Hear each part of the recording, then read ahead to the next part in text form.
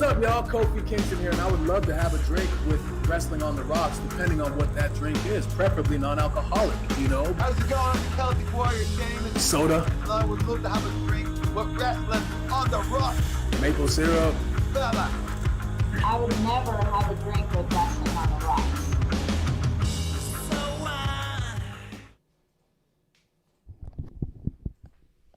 Welcome to Wrestling on the Rocks, the dive bar of the IWC, where every show is our first show and every episode is episode 1 again. Because we do not move on to episode 2 until we get episode 1 correct. And we have not done a goddamn thing right here from the jump. Yeah, see? I knew it wouldn't work. I'm at Ref Marsh. We are at WOTR, the show. With me today for Thursday Night Chaser, we've got, as always, say hello, Mr. Klump. Hey, y'all. Say hello, Miss Amanda Jane. Howdy, y'all. I'm glad everyone has made it. The crew is back together. Yes. Putting the band back together. Yes, they got getting the band back together. Hell yeah. Very Blues Brothers of us. Oh yeah. We're on a Let's mission start from off. God. Oh, that's good. There he goes. He's lighter now. Let's start with a couple little easy things. Actually, Klump, you can put on something a little brighter in front of your face. That the white screen on your computer, leave it white, at least one tab white. Brightens you up just enough. But let's start off with something simple. What's in your glass? I'm gonna start with Miss Amanda Jane. Well, today, I'm sorry to disappoint everybody.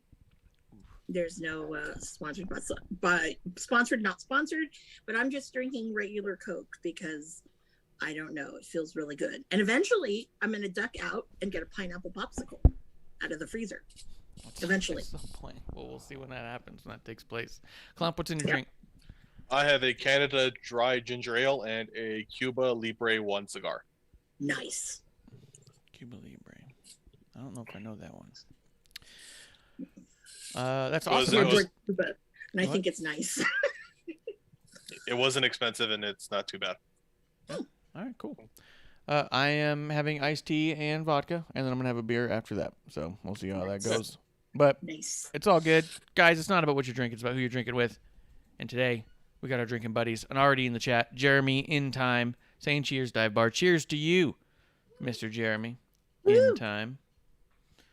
Let me open up my chat over here, too, so I can have things in front of me. But, guys, last time we hung out, we were doing a watch-along, a drink-along, as it were, to Fightland, where the big main event was Hammerstone versus Jacob Fatu. Dude, so you know how Bishop was out there? Bishop from Terrible Wrestling Takes podcast? Yeah. It was hard to find him in his pink shirt. It was a bright pink shirt? Standing up. Yeah, the pink shirt, standing up, and, so hard to find him. Well, he had said that he told me that the only reason he even went was because of how much we put over Hammerstone and us continuously talking about Hammerstone. So, as a little thanks, he sent me some of the confetti that fell when Hammerstone won his title and they started the celebration with the confetti. I thought that was pretty cool. Nice. He's probably sitting on the ground like, my life is over.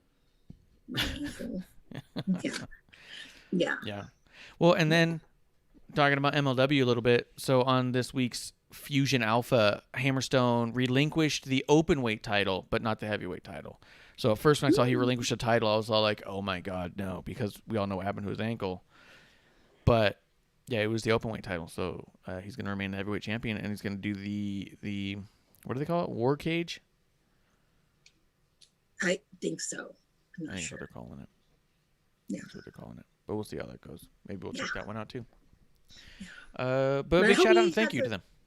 Yeah. I hope he has a speedy recovery, Hammerstone. Yeah. Because that was, if anyone saw the that slow motion image of it, oof. That was rough. Brutal. It was brutal. I think they said in the show that they're expecting 8 weeks, but the pay-per-view match is less than that, and he's talking like he's going to be in it. So I wonder if he's just going to get real old school on it, just tape the fuck out of it, and hobble along through it, you know? Who knows? I mean, he's a tough guy. I wouldn't be shocked. Yeah, he is. Yeah. So Scary. I don't know. Yeah, and then to our surprise, we're not really the clout type, so I don't like tweet out big things or the screenshots of it all. But like Hammerstone gave us all like a follow, all three of us, and I thought that was just awesome. And if he's happening to be flipping through, thank you. You made all of ours day. I mean, it was a real big one for Klump, right? Oh, 100%. Like that's a dude who he's a local guy. His work's amazing. That match was absolutely fantastic to see that he watched. I mean, as a wrestling fan, if you're doing something like this, to see the people in your community that you admire reach out and follow your stuff, that's what this is about, Like that was big for me. I know you've had a fair amount of like people reach out to you, both of you had those connections. To see that, I was like kind of blown away. Yeah, and to find you too with Yes. The watch stuff and whatever. I mean that's something. You know what I mean?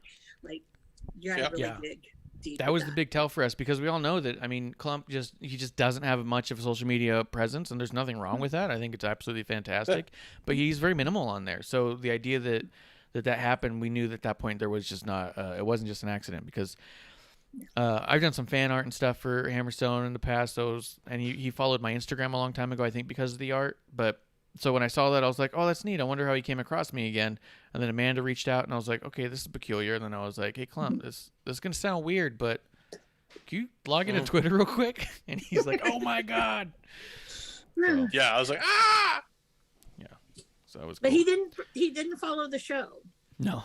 So, No, but you know what? Good on him. But it's okay. But Yeah. Mr. Fuck. Hammerstone, sir, if you're listening, Yeah. Fuck this show. Yeah. Hey, But I They mean, produced- so... hey, But I come do think there's a on. total fairness in that, because I do think that, I mean, he's also been pretty outspoken at times about some of the relentless behaviors of some of the fan podcasts and stuff. And it is all silly and goofy, and we talk about that. Yeah. Like, we are 100% behind the idea that fans as a podcast is kind of funny. And it's ironic that we talk about it the way that we do. I completely understand the idea of him giving us a follower or even, but avoiding the show. Like, he wouldn't want to be connected to a podcast, and that's totally fine. And I Totally. appreciate that. And I think he's probably right. You And know I what will say, I do know we do have wrestler viewership, because I've seen and heard things that you wouldn't have said or known if you had not heard episode 1. So Oh. Well, we're firm believers that Bruce Pritchard is a avid drinker on the Wednesday shows, because me and Kev fantasy book stuff into existence on the regular, oftentimes slightly tweaked. I think because, Pritchard's been doing it a long time. He's going to take our ideas and fluff it up a little bit and do the right thing by it. I mean, we're amateurs, and he's a pro. But, yeah, there's no way he's not drinking along. That's all good, man. It's all good. It was really cool. And so I just wanted to shout that out. And yeah, the Hammerstone confetti is going to become part of some sort of display at some point. I've got the little micro brawler on its way, so maybe I'll have the micro brawler standing inside of some confetti. We'll see how it goes. that's cute. In a little baseball box, like baseball size, little cute. Exactly. Something like that. 100%. But yeah, so also thank you to Bishop at Terrible Wrestling Takes Podcast. If you go to twtakespodcast.com/TWTs and put in promo code DIVEBAR, you can get 25% off any given merch on that site, which is the quickest, cheapest. What's up? Speaking of Bishop, you had a very, very terrible take, Bishop. I was waiting on this one. What was it? Well, it was yesterday. There's some just crap about Colt Cabana, and I'm very defensive about it, because apparently he said something and it offended somebody. This cancel culture honestly needs to stop. And I know from knowing him for quite a long time that there's something not right, whether it be CTE, whether it be he's just dumb. I don't know. But, he's done things like that before that I've seen and I don't want to say, oh, I'm one of those people, I'm groomed or whatever people want to say. But no, it's like, you got to give some of these guys the benefit of the doubt that these injuries, man, are rough. And and I've heard some of the stories that he's had. Like, he had a death match at Ring of Honor with like Homicide. And he was talking about on this podcast about how head was cut open so wide. He had to go to the hospital and get staples, but the nearest hospital was the Bellevue, the mental hospital. Oh, wow.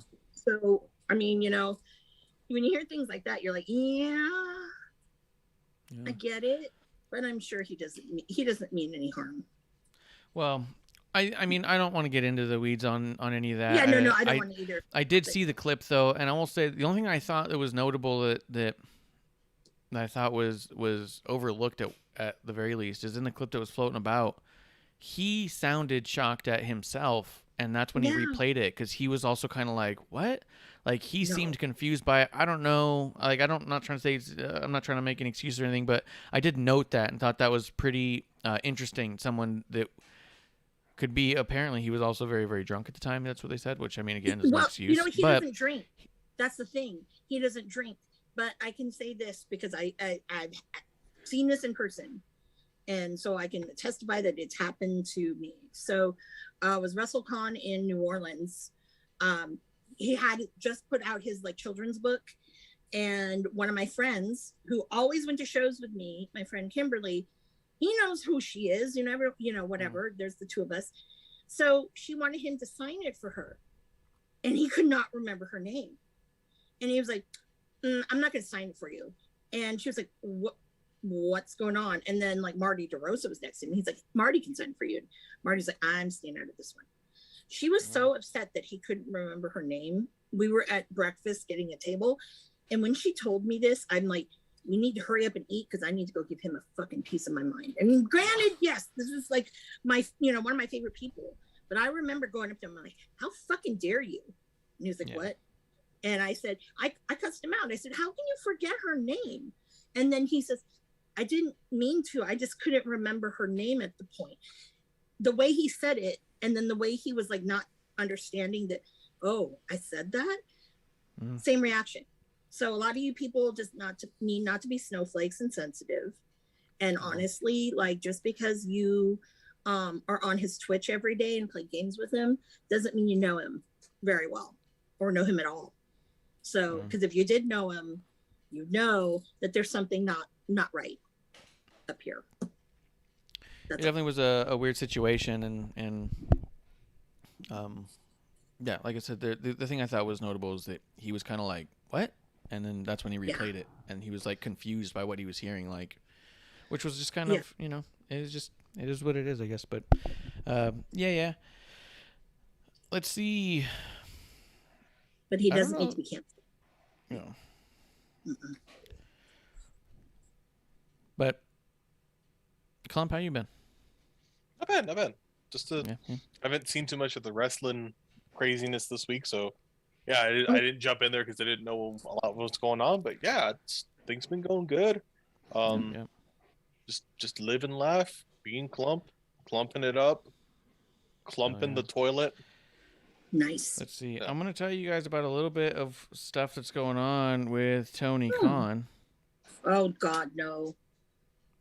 What do you do now? Wait, Halloween's coming up. Are you going to dress as Tony Khan?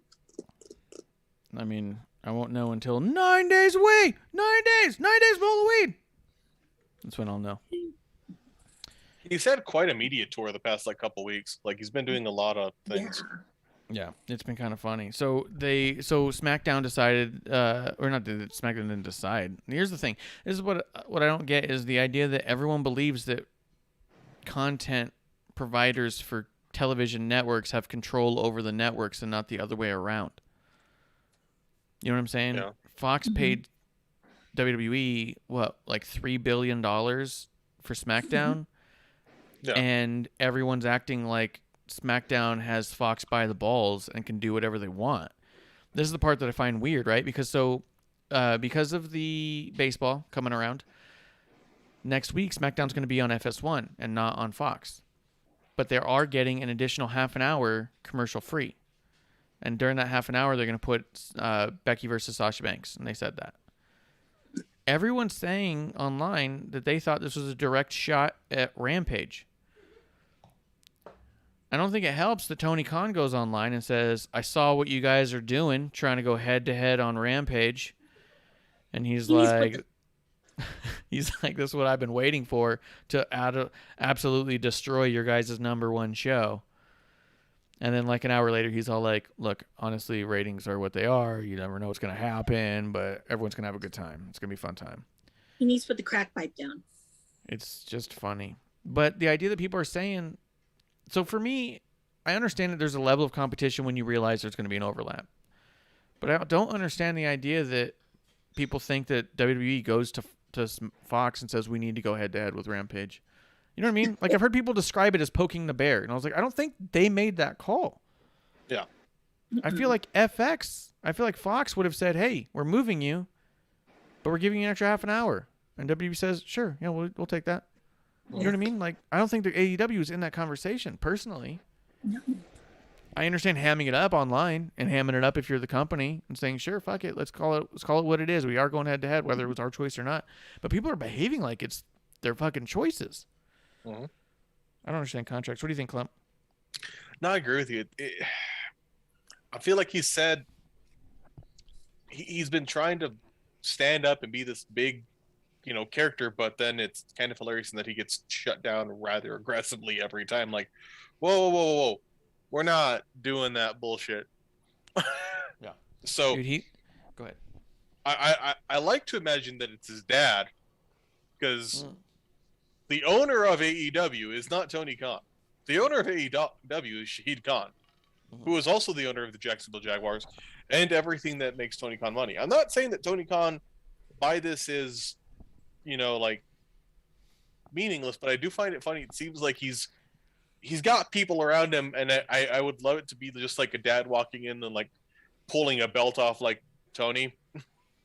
Right. Well, but here's the deal: is like I said, I do understand and appreciate the idea of like, let's say Tony Khan realizes there will be an overlap, and he goes, "Oh, I can use this to promote. If I talk enough shit, people are gonna want to see what I'm gonna do." Right? Because then he goes on, and he says, he literally said this in an interview. He goes, "This is Tony Khan. We can take the commercials out of it. If you want to take the commercials out of it, I can do that too. It doesn't seem very civil, but I have more money than the WWE has, so I can afford to do that longer than they can." Your So dad he's has more gonna- money than WWE has. You know? It's not his money. Yeah. I got more money. I can outbuy it. Like, okay. But I think WWE's also like, yeah, spend your money. It was given to us, and we didn't have to pay for the commercial free. Like, they just gave us time. And Tony's like, I'll spend money and do the same. But remember, the picture-in-picture stuff all costed money. Remember we talked about how much they were doing picture-in-picture, and it was kind of wild for like that whole first year because of how expensive it is. So maybe he does feel like, hey, I can just piss away money for no reason. But maybe that's the kind of thing that people want to see because, hey, Tony's pissing away money. Let's go watch. Like, fuck. Yeah. I mean, hey, if you want to just piss money away, I'm down. Just there's other ways to do it, boss. Yeah. The other thing that they announced is, so Tony Khan says, oh, since you're going head to head with me, we're doing an AEW Rampage buy-in on YouTube. So for free on YouTube. I saw that. I was like, they're going to put, take that, guys. They're going to put on Daniel Bryan versus Minoru Suzuki, which sounds badass. They're going to put on, was it Tay Conti versus Santana Garrett, which is interesting. And then they're also going to put on Lee Moriarty against, what was the guy? Oh, Bobby Fish. Oh, yes. I can't wait for that one.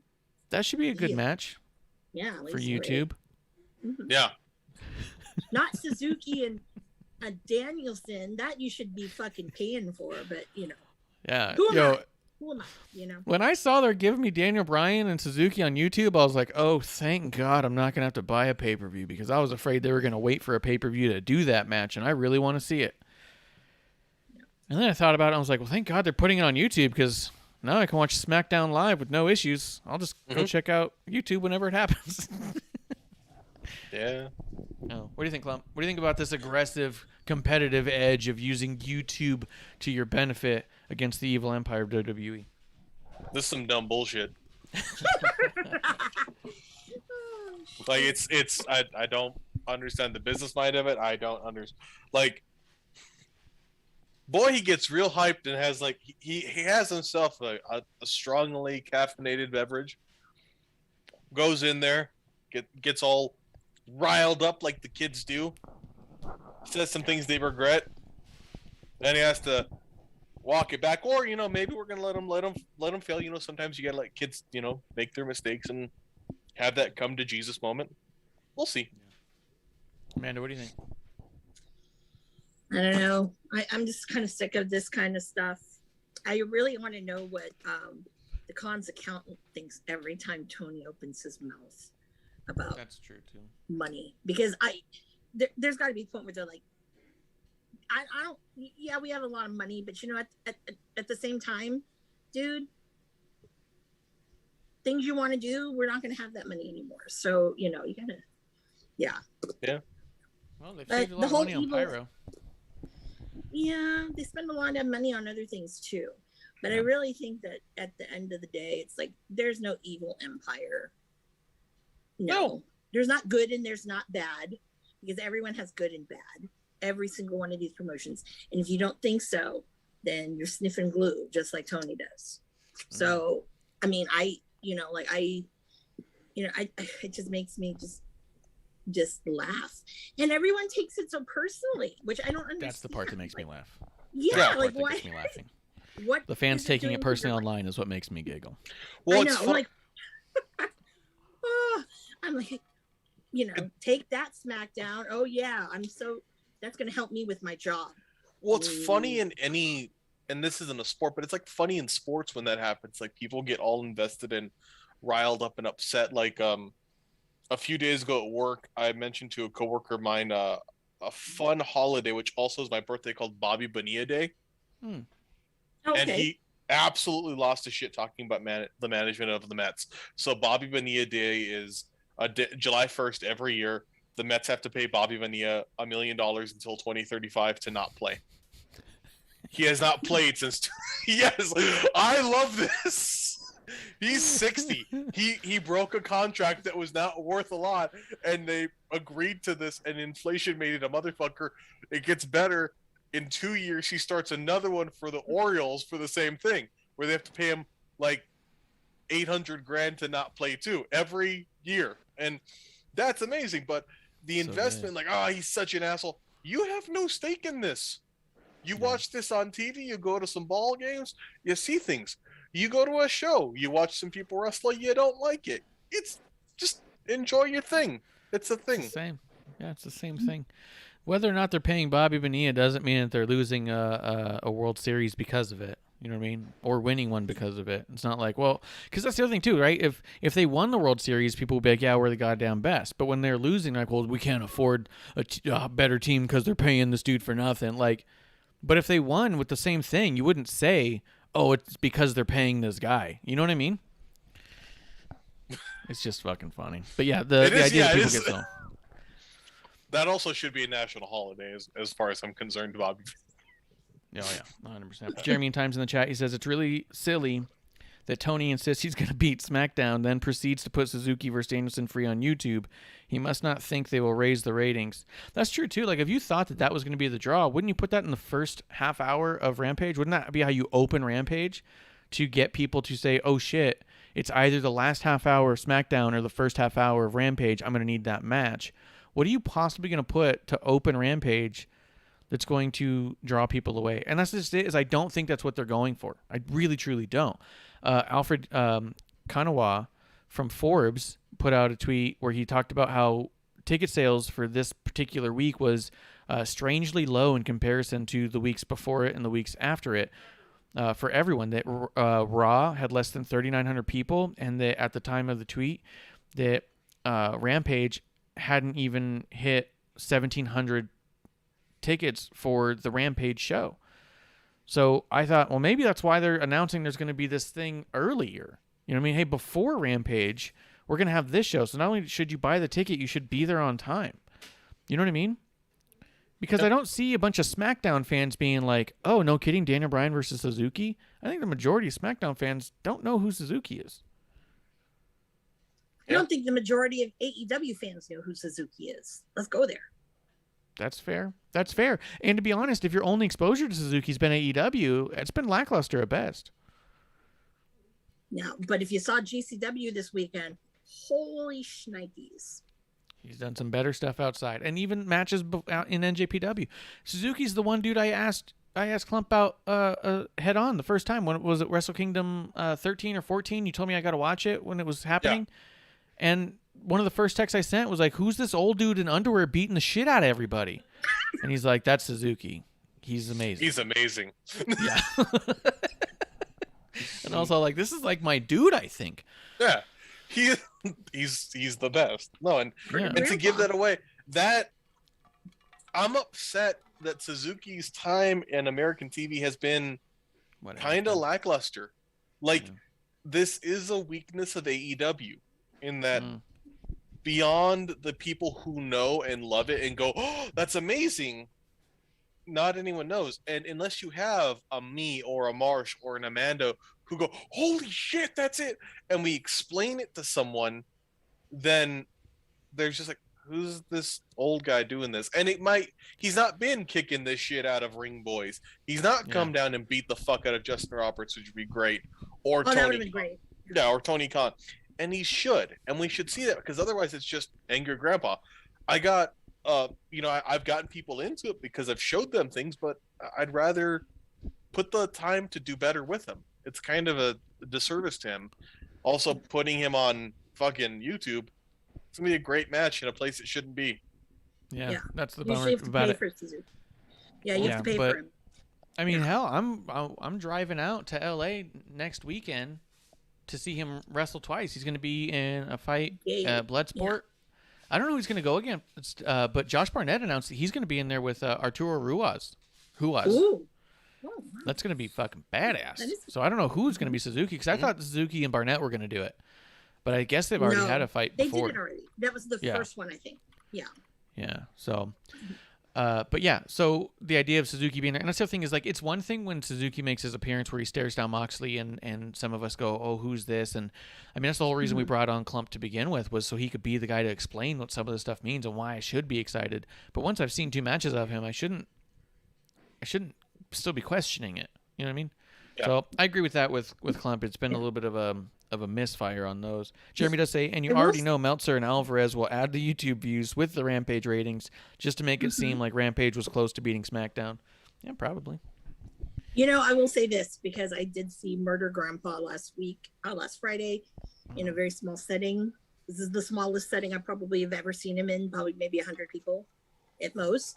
And when that man laughs and you can like audibly hear it, and the smile, that's the fucking scariest shit I've ever experienced in my life. I swear. Because it was like, oh my God. Like I'm like, he had a great match. He was wrestling Daniel Garcia, who, again, like Lee Moriarty, I mean, these are hot guys right now. They're quasi-signed, as I like to call it. But you're in for a treat with Murder Grandpa next week, because even though, there are probably like 400 or 500 people in, over there in LA, but seeing him in that small capacity, it's very scary. Awesome. You're safe where you are if you're in the back. Oh yeah, for sure. I thought about bringing one of my ringside seats from WWE to see if I could just, walk in there and have a seat, because I got general admission. They'll allow me to bring my own chair, right? No. You gotta take that up with the Ukrainians. No, that's a good point. Yeah, that's a good point. Take it up with the Ukrainians over there. But yeah, my favorite part is on the internet where people are just freaking out and yelling and screaming about this, and oh, look at this, and oh, Tony Khan's doing that. Fucking, it was actually really funny on Sean Waltman's podcast, Pro Wrestling for Life.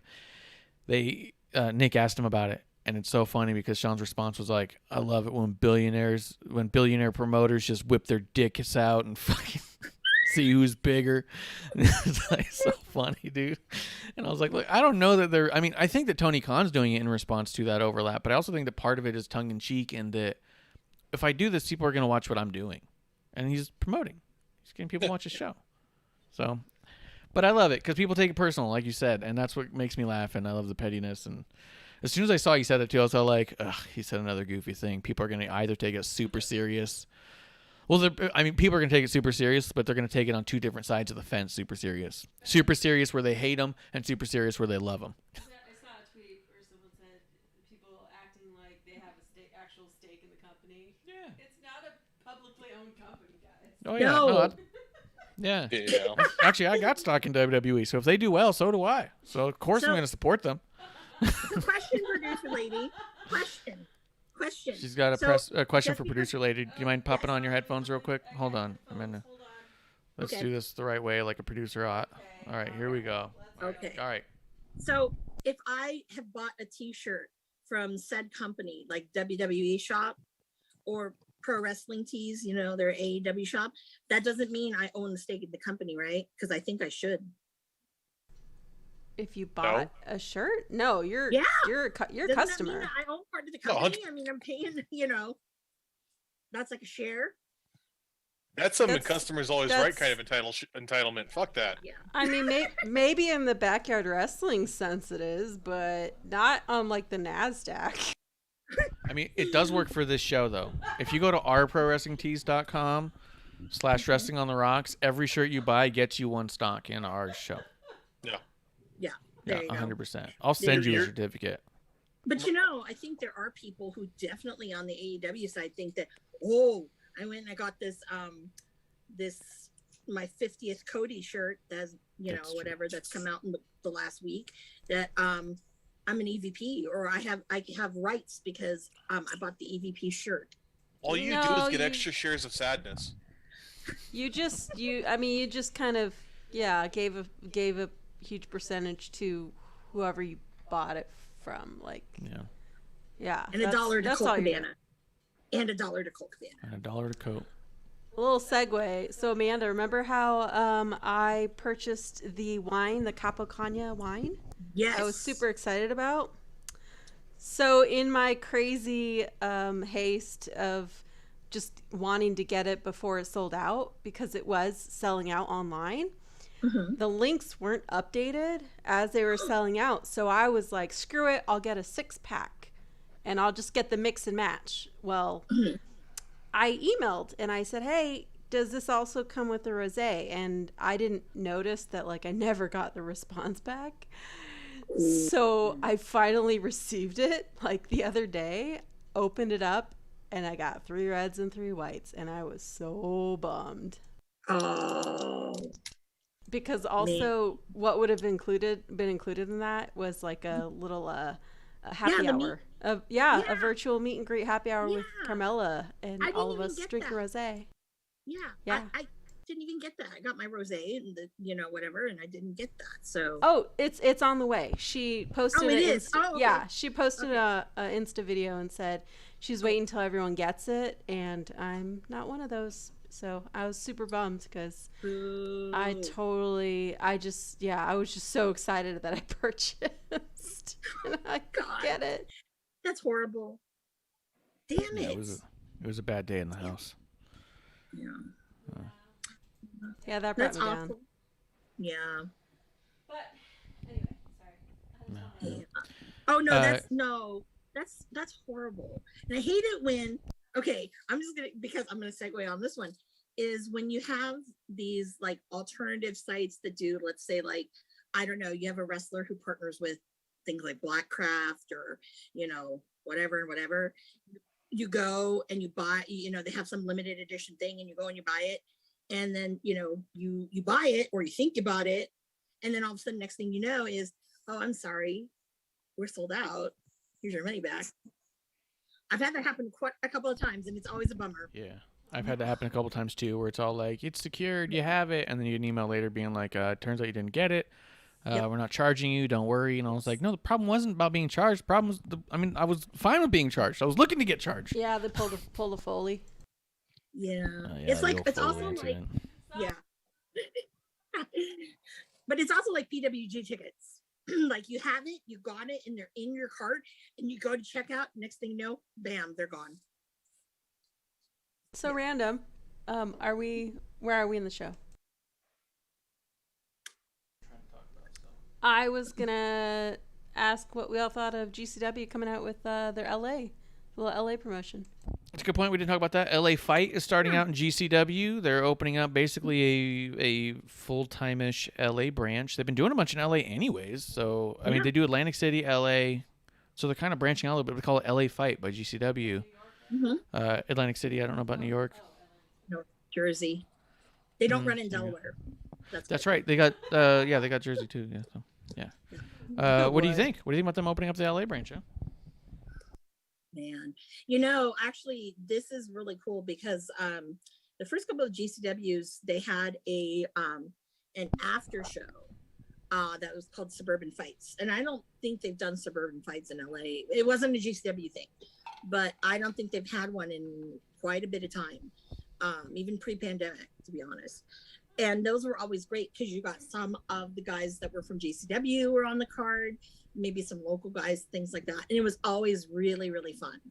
And my favorite picture, one of my favorite wrestling pictures of all time of me cowering because Nick Gage is at my feet and Brody King's about to beat the shit out of him, came from that. so it's really cool. And usually they're in very intimate places. So the action is all around the room. You're not going to be sitting. Bring tennis shoes, comfy shoes, closed toe, and you'll be fine. Just get out of the way. That's always the lesson to learn. Get out of the way. Please. Yeah. Huh, that's weird. Someone just tweeted out, they said, I was going to ask what kind of wrestling until I saw the WWE. Darn. So wait, they were going to tune in tonight, but tonight we're even talking about AEW. That's funny. Whatever, man. Maybe they wanted us to talk about Olympic, like Greco-Roman wrestling. Oh, that could have been. That absolutely could have been. That makes sense. All right. How does that make sense? That's sadder. It is sadder. It's not as fun. But tell you what, if you like Greco-Roman wrestling, Olympic wrestling, we got Gable Steveson on our side. Fuck y'all. Okay. Woo! WWE, USA, right? We're number one on a scale of 1 to 10. Let's talk about real quick. I want to put over something real quick. Ring Scoops is a good dude who's supported the show, and he sent us this deck of cards called the Wrestling Game, Ring Scoops Wrestling Game. We've not been able to get together just because of schedules being what they have been, but it's something we've definitely been trying to get together to do, and I've definitely put out feelers a number of times. But it's actually officially out now. Like, he sent us an early edition. It's officially been released. So go to ringscoops.com, I think, to take a look at the game itself and pick up your own deck. It's more or less you pick a few cards that gives you a scenario, a character and a location, and then you have to cut a promo on your friends with all those things in mind, and then everyone at the table kind of votes for who cut the greatest promo. Yeah, you kind of have to explain, because I think everyone's been so locked up with COVID that this is a kind of like a tabletop game-ish, or a like in-person kind of game. It's really close to Cards Against Humanity style. I'm not saying it is at all, but it's like, you get like 4 cards in your deck or whatever. You got like 5 or 6 cards in your hand. You got to pick the ones you're going to do, and you could even throw a stipulation on somebody else's promo and say, all right, well, now this, boom, now you deal with this. And since you're doing shit like that, it's really hard to do it virtual, and it would have been easy for me to say, hey, let's play around here, but how are we supposed to show you guys the cards without me knowing the cards? I'm going to read it out to you. You know what I mean? Like, it complicates it. So it's definitely an in-person thing. So, but it's out. And it's really cool, and I've read through the cards here and there, and it seems like it's going to be a blast, especially for shit talkers like us, man. This is perfect for us. Yay! Yeah, one of these days we got to go over to Klump's, have some cigars, drinks, and just yell at each other about one of these the days randomest I just shit. need to fly down to you guys when it's $39 each way in Southwest. Yeah. But they'll probably cancel my flight because why? They're doing that. They're like, you don't need to go to Tucson. You just don't fly Southwest. That's the ticket. True. Yeah. That's true. Yeah. That is true. I mean, I'm not gonna try and sound deliberately bougie, but I don't fly Southwest. I'd rather I don't fly in a Greyhound in the sky. It's funny because I've done multiple round cross country trips in Greyhound, so that's pretty accurate. They're horrible. Like I've been on one Southwest flight. It scarred me. We're not doing that. What scarred you? Was it the people? Or... It was that I was there. This is before. This was tight, and I was a kid, so it was frustrating because it was still tight, and Mhm. everyone was like yelling and angry. This is like 04, 05, so there should have been more calmness on a plane because 9/11, but people were yelling and angry. People were like loudly listening to music and shit, just like going. It was rough, and it was from like Philly to Boston. Oh, That's not even The a long accent? trek. No, yeah, but it felt longer. I I mean- oh boy. Comparatively, the second worst flight I've ever had was I did an overnight from Tucson to Newark, and I was in the absolute last row of the plane with no ability to recline. I was at my fattest, and the person in front of me reclined their fucking seat till the headrest hit me in the tits. And that was better than Southwest. Yeah. Well, I hear you. My categories. Wow, you did nothing in retaliation? You had to at farted- least I fart. farted as much as Yeah, as much as you can. Oh, You've got Lord. to. Well, and also like I didn't because my dad. This is kind of a funny, shitty thing you could do. He couldn't Yeah. to get through TSA because my dad was like DHS. He could take his gun, but he had to be an air marshal. So to not get patted down, he just take his gun on the plane. But we had to be on best behavior because we were with dad cop. Oh. So I'm sitting there so pissed. And my dad's there, and he's got an aisle seat, and he's just kind of happy. Yeah. You're just living it up, and you're over there Yeah, farting fucking- on your neighbors. Yeah, I would have created a cloud of protection myself. But sometimes Hey. you can't do that, you know? Oh, I can always do that. Well, no, but like my worst flight ever. That's true, Amanda. This is true. Yeah, but you know, like my worst flight ever. Yeah. I'll tell you the two things that two of the three things that I cannot just flights that kill me and I hate. All right, noisy children. Sometimes certain pets, in particular Yes. cats. Bring your cats on the plane. Dogs piss And me off. And people, the one person, if you're on a night flight that has the light on and they're right in front of you and it shines in your eye. Well, I had the children in that on a red eye to Miami, and I was going to the Jericho cruise, the first one. And I was just like, I had worked all day. I'm like, are you kidding me? I can't sleep. And then finally, I moved my head a little so I could actually not be in the light. And I just heard kids giggling and I'm like, where the fuck are your parents? Go to sleep. And I did because the father wasn't happy. But Actually, I'm like, damn. I would have used one of the capo orders. She was giving away eye masks that said "Let me fucking sleep" or something like that. Yeah, so I got those. Nice. Yeah, it's subtle. I think that was the second order I put in for you to make sure you got that. Yeah. So, as we get into it a little bit, was there anything? So Dynamite couldn't have been better this week. It was an ideal Dynamite for me on Wednesday night. Absolute perfection from beginning to end. I knew you enjoyed it. I loved it. Was there anything that happened on Rampage that you thought was worth bringing up? I believe Ricky Starks had a match with Brian Cage, but did that work out, or how'd it go? Oh yeah, he did. I'm like, oh yeah, he did. Well, actually, you know what? Yeah, he did. But I honestly didn't watch it live because I was at a real show. Nice. But shout out to West Coast Pro.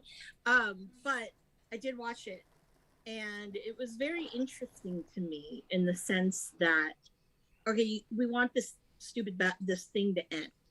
Okay, they should have at least kind of do it clean, but obviously, no. So whatever. But Hook, can't wait for him to wrestle. All right. That's all I know. Yeah, he did one move. Yeah, Hook. I don't like the name his fans have given themselves. They're hookers. God damn it. Don't like that. Yeah, I don't like that. But weren't you really liking the Starks promos, the little video packages that they were doing? Oh, the video package. Oh, let me tell you. Yeah, tell me about Ricky's little Those aren't packages. his house, people. Just so you know. What? You're not phrasing it like that. No, that's what you said. Yeah, his little package. Talk about it. I said video package. I didn't Well- say Video package. We're not talking about package. I never talk about Ricky's package. And talk about Ricky's small penis. What about small penises? No. Klump's like, I'm awake. No. I'm awake. What? No. Have you, producer lady? Have you seen the other ones? Thought you were gonna ask about small penises. No. Producer lady. Oh. I No, talk about butts. I've just watched a little bit here and there. Just been working a lot, so I've seen visually they look really cool, and he just looks Yeah. really sleek. Oh. And little slippers and Mhm. the Yeah. the cool car and the cool house. I Yeah. was like, oh, Well, the that's dope. other ones you need to see. The first one he ever made is him bougily drinking a glass of champagne. You need to see the other two. Well, actually, there's 1, 2, 3. There's 3 others. The 3 others he produced and paid for himself. Now, Aw. I really want him and Giancarlo Ditmo to do one, since Giancarlo is no longer working for WWE. Yeah, That's the hope. he's doing quite a bit of things with Ruby. So Yeah, and then GCW. yes, He did all of theirs. He did that amazing Roseland Ballroom. If no one has seen it yet, yes. that is an amazing package. Okay. I heard that. Fingers crossed that maybe he gets to work with Sam Stackhouse. Oh yeah, I'm really that'd be hoping. awesome. Yeah, that'd be great. Stackhouse. Sam? We still also got to see Sam Stackhouse against Sam, not Roberts. Sam. Sam Roberts, not Sam Wrestling. Good things All to right. got though. Good things to Anything got. else that happened on Rampage that you thought was good? No, because I was like watching. I was doing this on the phone, and I think which match was it? Oh yeah, it was Chris Dickinson, who was a total surprise, versus Alex Zane. Ari, whatever the hell is he? Ari was it Ari Sterling when he was on NXT for a hot second, or 205 Live? Anywho, yeah, I like almost had a heart attack when Chris Dickinson came out because I love Chris Dickinson, and yeah, but I think the reason why I love Chris Dickinson is because he looks really hot in his glasses. I prefer him with his glasses on, and 2, I found out his regular job is firefighter, so I think that makes him even hotter. So I digress. Just saying. All right. And he's had an okay butt. All right. Back to the butts. 50-50 on the butt. I Yeah, gotcha. see, I don't If you're new- talk about packages, people. If I you're do new- not talk about packages. If you're new to No. the show, Amanda's all about the butt. Yeah, she's our dude butt expert. Yeah. Like I Tina. can do women too. Like Tina. You know? Like Tina. So is that Right. that's all we got for AEW? Is that it for every Yeah. AEW? I got nothing about him. Yeah, Alright, well, there wasn't anything else. NXT UK was pretty cool. Yeah. Ooh. They brought back fans, but you wouldn't know it if you were listening. No cheers? I think they were a little timid, but I also don't know how it's going in the UK when it comes to COVID. So who knows if this was like one of the few places that has had live, crowds. I don't know. You remember at that Wrestle Kingdom where they brought back fans, but they said that they weren't allowed to cheer because they were afraid of like the spittle, so you could only clap during certain spots. Mm-hmm. Dude, that's what it Yeah. fucking sounded like. That's Like upsetting. it was insane because like you had Dragunov in there and A-Kid fucking going at it, slapping the shit out of each other, and you just hear people every now and then be like, "Ooh." Oh, But that was it. Oh. Like Well, at one no one was point all they- like, "Oh!" Like At one point, they did say this is awesome. They did do a chant, but it was majority of the time it was a pretty quiet show. it was fucking beatniks out there just. I don't know what kind of horrible. protocols Oh they my have, God. but it opened with a women's match, and that was pretty dope. Yeah, Blair Davenport doing her thing. But I mean, it was a really good show, really great wrestling, and I was just remarkable to me. Were like thought it was so cool the fans were back, and you're listening to them take bumps in an empty warehouse. Like it sounded the same. Boom, nothing. Boom, nothing. What about Walter? And every now and again, there'd be a little bit of a like a ooh. Walter was not on this show. Damn, I want to hear what a Walter chop would sound like. Kind of a Well, warehouse thing where everyone's silent. but the champ was there, Dragunov was there, and he had a couple chops, so you did hear them. Yeah, but if you go back and check out Walter and Ilya, their first match, it was in an empty room. It was in an empty warehouse, and it was fucking insane. Okay. So you can get But- that nice echoey sound. But it's also, it was just so notable because that it was like a 1 hour show, and I kept flashing back to when we were watching Fightland, and I said, you know, this is great because there's no break in like momentum. You know, you didn't have a talk show talking about some other company. And I was like, man, this is exactly what they should have done, because the 1 hour just flies by. And every time I watch NXT UK, I'm always like wondering, like, why did that go by so fast? And it's like, yeah, because their little shows, you know, their little promos, they keep it brief. And yeah, I really enjoy it. Yep. No, it's dope. It's been good. Did you guys get the chance to watch NXT 2.0? Pretty much, yeah. Yeah. I took a bunch of notes on this one because I noticed something during this one. Did the pace seem like they kicked it up? No. It felt to me like the pace was picked up to where like so just to, without even getting into the segments yet, the show opens up and it's immediately Hit Row on the outside of the arena walking in. They get jumped and literally kidnapped, thrown in the back of a car, and they drive off, which immediately then cuts to in-ring where Joe Gacy is already sitting there. He's cutting his promo, and as he finishes his sentence, Toxic Attraction starts their music, and he's walking out of the ring as they're walking to the ring. Then you had the match itself of Ciampa and Gacy. Oh no, it was at the end of the match. So Ciampa and Gacy happens, and then at the end of that, when Harlan grabs Gacy, that's when Toxic Attraction's music hits before he even leaves. So once Toxic Attraction's doing their promo, before they leave the ring, Zion Quinn's music hits and he starts walking towards the ring. There was just a lot of barely overlaps. They did a Halloween Havoc commercial, and when they come back, Zion's in the ring with his opponent now. They didn't even do his entrance or even announce him. They just started the match, which, I mean, whatever. It was a fucking jobber match, but it was solid. But it just seemed to me like they were cutting, it just seemed like it was quick. Like, hey, we're not quite done with this, but we're going to start the next. Like, it didn't give you a whole lot of breather. Like, this wasn't Roman walking to the ring and you go, all right, I'm going to grab a soda. He'll still be walking to the ring when I get back. This wasn't an end of a match and we're going to go to commercial.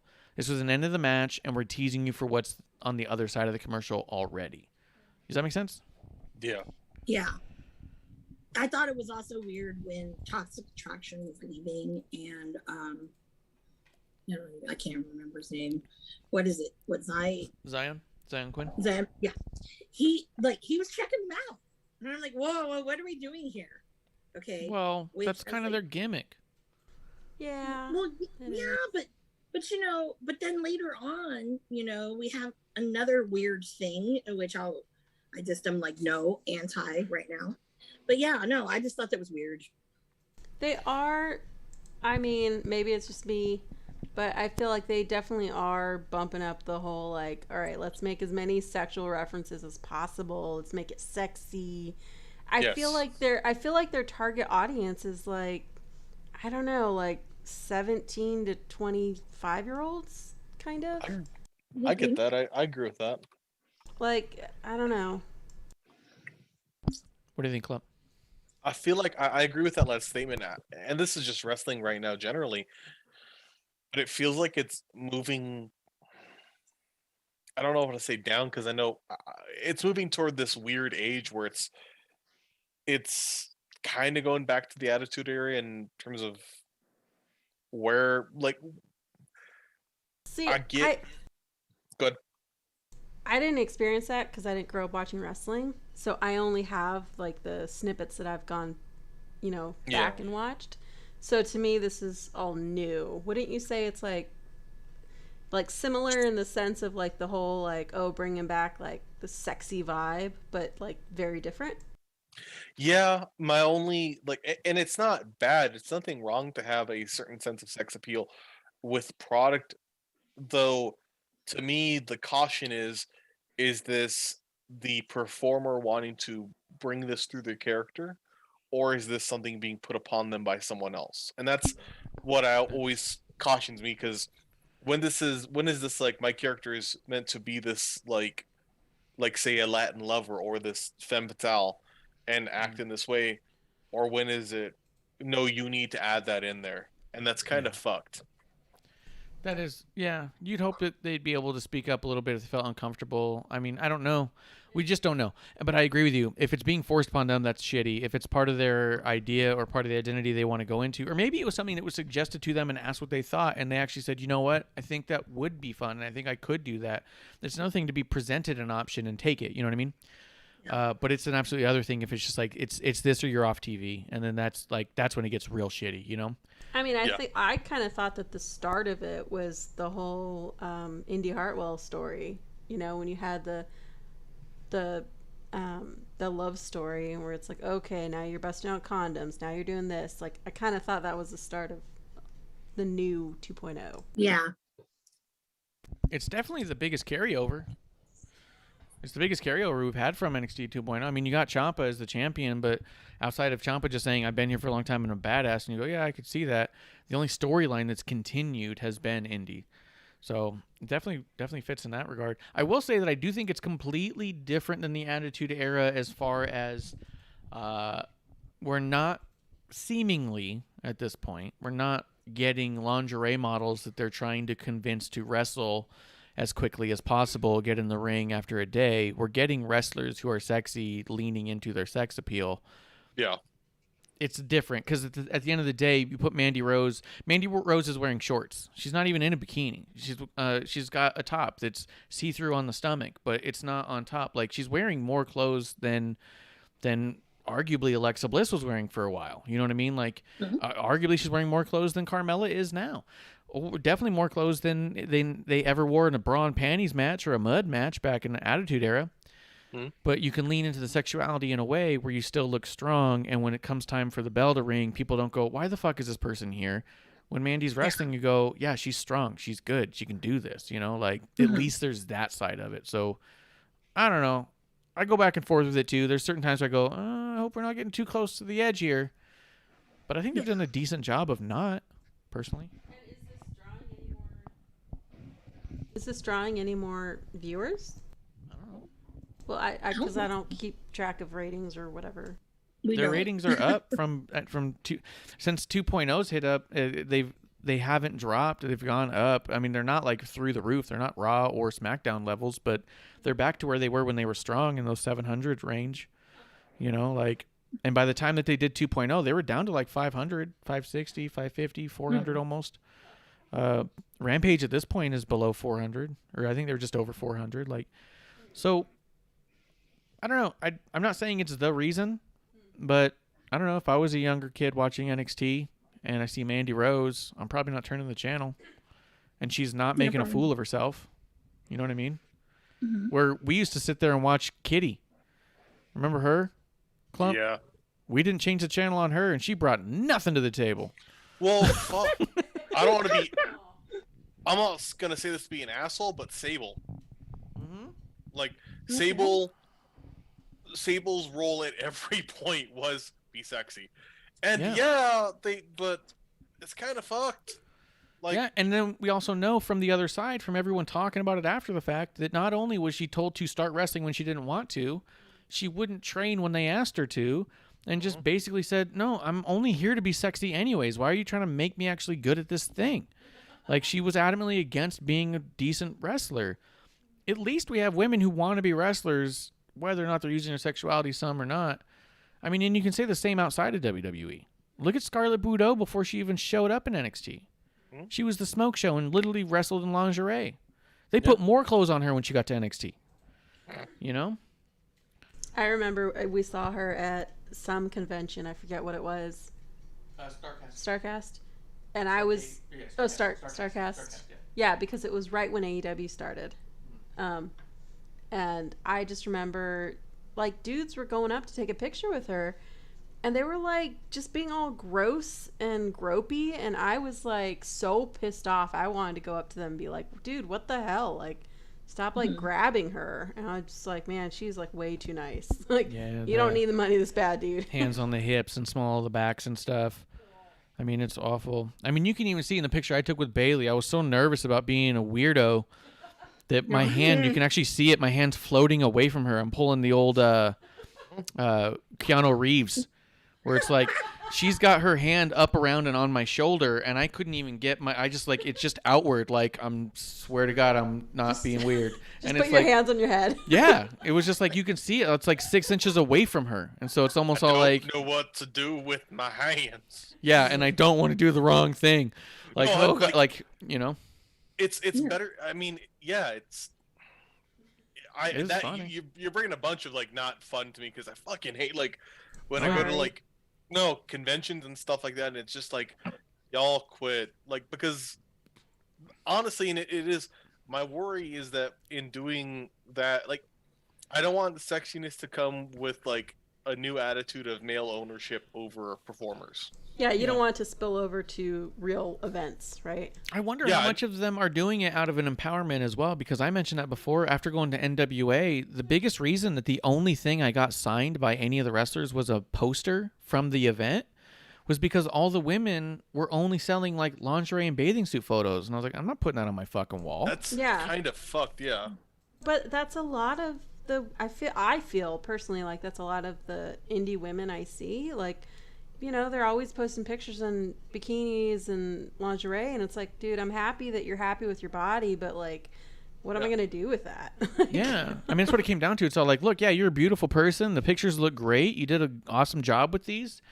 I'm not putting those pictures up on my wall. It doesn't really fit with the wrestling motif I have. I'll have wrestling stuff up and then bathing suit photos. I'm like, what's that? Trust me, they wrestle. I'm like, what? You know? To be fair, I don't know about producer lady, but I know if there was a male wrestler who had a good tush and he did like the copper tone baby thing, I would be all up on that. Oh yeah, no, get it. Get all it. on that. And they're like, wait a minute. Yeah. I'm like, yeah, you men can, degrade women. Let us have a little shot of it, and there's nothing wrong with that because there's a little puppy there. Yeah, the dog's doing it, but that's what I mean. Like, if it's part of me wonders, are the women doing it at this point to be ahead of it, so they're not asked to do a thing they don't feel comfortable doing? They're doing it already, so it's their own choice. Possibly. Also, are they just doing it because it just happens to sell more? Like, I mean, they brought their own merch. NWA didn't tell any of these people to sell those things. And again, more power to you in all of it. But I was just sitting there going like, look, I'll take a selfie with them because I think it's really cool to meet them. And I'm having them sign my poster from the event I was just at. But I can't buy any of your merch. I just can't. Yeah. There's nothing I can do with it.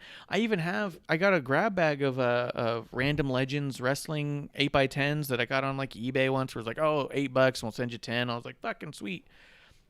I have most of them up or somewhere, but then I have this one in my closet that's Sunny from back in the day because it's her in a bathing suit. And I was all like, look, I mean, it's cool. When I was a kid, I remember seeing that picture in the magazine, and I was like the biggest Sunny fan as a kid for obvious reasons. But I look at the photo, and I'm like, what the fuck am I going to do? And there was two of them in there, and it was funny because me and Kev were going through them. We were splitting them. And then he's like, looks at me, and he goes, I can't do shit with this. I got kids. He goes, you get this one. I was like, fuck, the other one's nicer. And he goes, yeah. Because the other one was like her in a proper pose. Like, yeah, clearly we're all just older. Yeah. Yeah. But yeah, so I do think that we're not quite in that Attitude Era realm. I don't think we're in the mixed or amongst the possibility of Mandy Rose wrestling in mud against Io Shirai. I don't think we're anywhere near that. No. But I do think that there definitely seem to be leaning into sexuality a little bit more, and at the very least sexiness a little bit more. Yeah. But at the same time, kind of is. And Mandy has a way of looking sexy, but also fucking strong. Like, she doesn't look like she's just some woman out there parading. She looks like a woman out there who could kick your fucking lungs in. And Ivy, she's like one of my newest favorites because I just love how strong she looks. I know maybe, she's definitely got like some work to do, but I just love the idea of thinking of her and the other Zoe. Yeah. Like, I just love strong women and ones that look like they can definitely kick your ass. That's kind of my favorite, and I don't know. I'm excited for just watching them. I mean, and when you if you watch UFC, you see a lot of women that are like that, but at the same time, Paige Van Zandt is very popular because she doesn't look like that. She is just, I'm not saying just in a demeaning way, but she is a very beautiful woman who just looks like almost swimsuit model, and then it so happens the bell rings and she's kicking people's teeth in. So it's kind of like for the UFC fans, they ate her up. They're like, this is amazing, Yeah. So, I mean, there's a world for that. I mean, if we're making a combat sport looking thing, having the Ivy Niles amongst the Mandy Roses makes sense. And then you got Gigi Dolan in there just looking like a punk rocker. Like, Rock skater works. girl. Yeah. And then we've got our Avril Lavigne. Cora Jade. She wasn't on this week. I missed her. No, she walked by. She walked by, not- then the Australian guy. It's not the same. Yeah, it's not It's the not same. the same. Yeah, so I know. But hey, to hear an Aussie accent any day. It's a good point. Good point. But anyways, I mean, so yeah. As far as the pacing of it, though, I felt like the pacing of the show really kicked up a notch. And I didn't know how I felt about it because part of me was like, "Oh, cool, we're already moving on," but part of me is kind of like, I feel like I'm not Why getting are we much of moving a on? breather here. Yeah. And then they would do stuff like this. So Ivy Nile comes to the ring. This is after. Yeah, so Zion has his match. Before he's even leaving, at the end of his match, Diamond Mine music's playing. Ivy comes to the ring. She gets in the ring. It cuts to Swerve cutting a promo in the back, and then cuts back to Ivy Nile in the ring doing a match. And I was like, whoa, it's kind of like. She kind of lifted up slowly. She did her entrance. Yeah. She did her entrance for sure. But before the match started, they cut to a promo in the back and then came back, and there was a commercial somewhere in there as well. And you're kind of like, it's like fast paced, but also like peculiarly cut, where it's like you could have done the promo and had her come to the ring and then done a commercial and come back, or you could have had the commercial and then have her go to the ring after the promo. You know what I mean? Like, I don't know. So getting as many people on the show is not as important to you? Is that what, like? I'm saying you can do all those things in those exact same times, but in a different order. It was a little choppy, but at the same time, hey, if we're trying to get people with short attention spans, that keeps them in the loop. I mean, that is true with that age range. Yeah. That's true too. Klump, what did you think about the pacing of the show? Just from that production standpoint conversation, which is probably a weird thing to be talking about, but I edit shit all the time, so for me, that's what I'm watching. I mean, it wasn't bad. Like, honestly, I didn't really pay much mind to the pacing of the show. It did seem abnormal to me. The only thing I thought particularly that was weird was it seemed like what would have made sense as a main event was in the middle of the show, but then I'm much happier with what was the main event. Like, Gotcha. the tag match with Rich Holland and Pete Dunne versus Pete Kyle Dunne. O'Reilly. What's his face? Like midpoint of the fantastic. show, like that's kind of weird. Like as a like middling anchor point, that could have been a good opener. Oh, that's a good point too. Yeah, being in the middle is a little bit weird. Could have been a strong open or a real strong finish. But I agree with you. I like what they did for the finish. Yeah. Amanda, what do you think That's about pacing really of the show? yeah. You know, it was weird to me because I'm like, are they having people like intern and edit the show? That's the one thing, because there were some weird. I thought there were some weird choices, or directing, like, oh, go now, or whatever. It was just weird to me, and I don't know. And I'm like, you're not winning me over every week. There's something about 2.0 that I'm just like, this is winning me over, Come on, that 2.0. Yeah, that was one of them. And other thing, this is totally off the topic, but it is 2.0. Please do not give Roderick Strong a mic. No, that was painful. That was really painful. He did not I do just great on fast the mic, I forward. noticed. It wasn't that fast, but that was awful. Just let Malcolm Bivens talk for him, okay? Just talk. Do we? Jeremy's in the chat. He says, I really don't like how Ridge Holland keeps losing right before being called up. NXT should be trying to make him look like a beast. Yeah. At the live event, he definitely looked like a beast, and he was getting a lot of cheers. Did he get pinned in this match?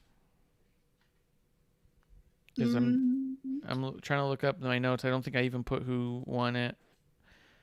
Yeah, I just put that the match happened as a note. I don't believe Rich Holland took the pin, but if he did, let me know. I don't think that on paper looking strong is the wins and losses category as much as they talk. He got pinned? Fuck, wild. But I do think this Ridge Holland, if he is on his way out on a show that has a third of the viewership to where he's going, no one's going to care if he lost in developmental. They just won't. He's leaving behind people who look strong because they beat him, and he's going into a whole other realm with a whole other group of people who largely the audience is unfamiliar with. And to be honest, a guy like Ridge, we saw him perform live. It's only going to take one match for people to go, holy shit, this guy. You know what I mean? He can turn it all around. As long as he doesn't take a shitload of losses once he hits SmackDown immediately, if he has his first match that looks anything like his Austin Theory match we saw when it was live, enough will be said. Yeah. I don't think that his loss here is going to... Yeah, we were not close, and the dude looked huge from far away. Oh, yeah, I you was were like, seeing goddamn. Yeah, he's got airport presence. Where you're like, holy shit. And he's got the fucking little Peaky Blinders hat, the little fucking club he brings to the ring. It's like, this motherfucker. He's easy to boo because you look at him, you're like, no, fuck this guy. And as he's doing stuff, you're like, fuck this guy. Because he's like really good and imposing. Well, remember, the only brand or company that the ratings matter is AEW, because they'll still hold on to. Well, yeah, you hold on to all these things from Dynamite, Dark Elevation, Rampage. And then everyone who becomes a number one contender is from some secondary, tertiary match that has nothing to do with the ranking system. That has to do anything. Yep. Yep. Yeah. They constantly look at their own rankings and go, fuck, that's not the match you want. Do Battle Royal or something. Someone get a ladder. We got to get this guy into the match. Yeah. I think that's what Tony's solution is to a lot of things is let's do Battle Royal. Yeah, Battle Royal. Yeah. So doesn't know what he is like the Undertaker is to Teddy Long what Battle Royals are to Tony Khan. Yes. We're gonna find out the number one contender in a Battle Royal. Hey, as long as, I don't know, the crowd likes it, I guess. No, I don't care. They don't. Well, they're brainwashed. Well, yeah, but they're still buying shirts and tickets, so Hey, good on them. But got a question. Obviously, they're not happy with the cruise.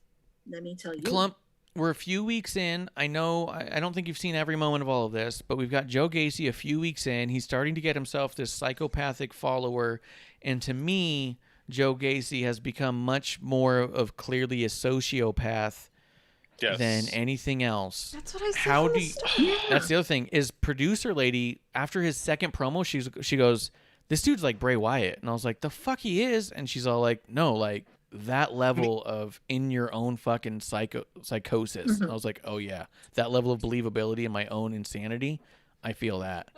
Well, like to me, so go ahead. I have turned on him a bit. Initially, I thought it was another. I thought it was a deep.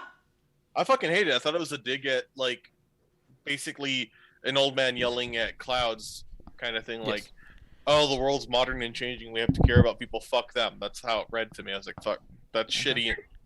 But just everything he said, like, because it was all a losing effort, jokes.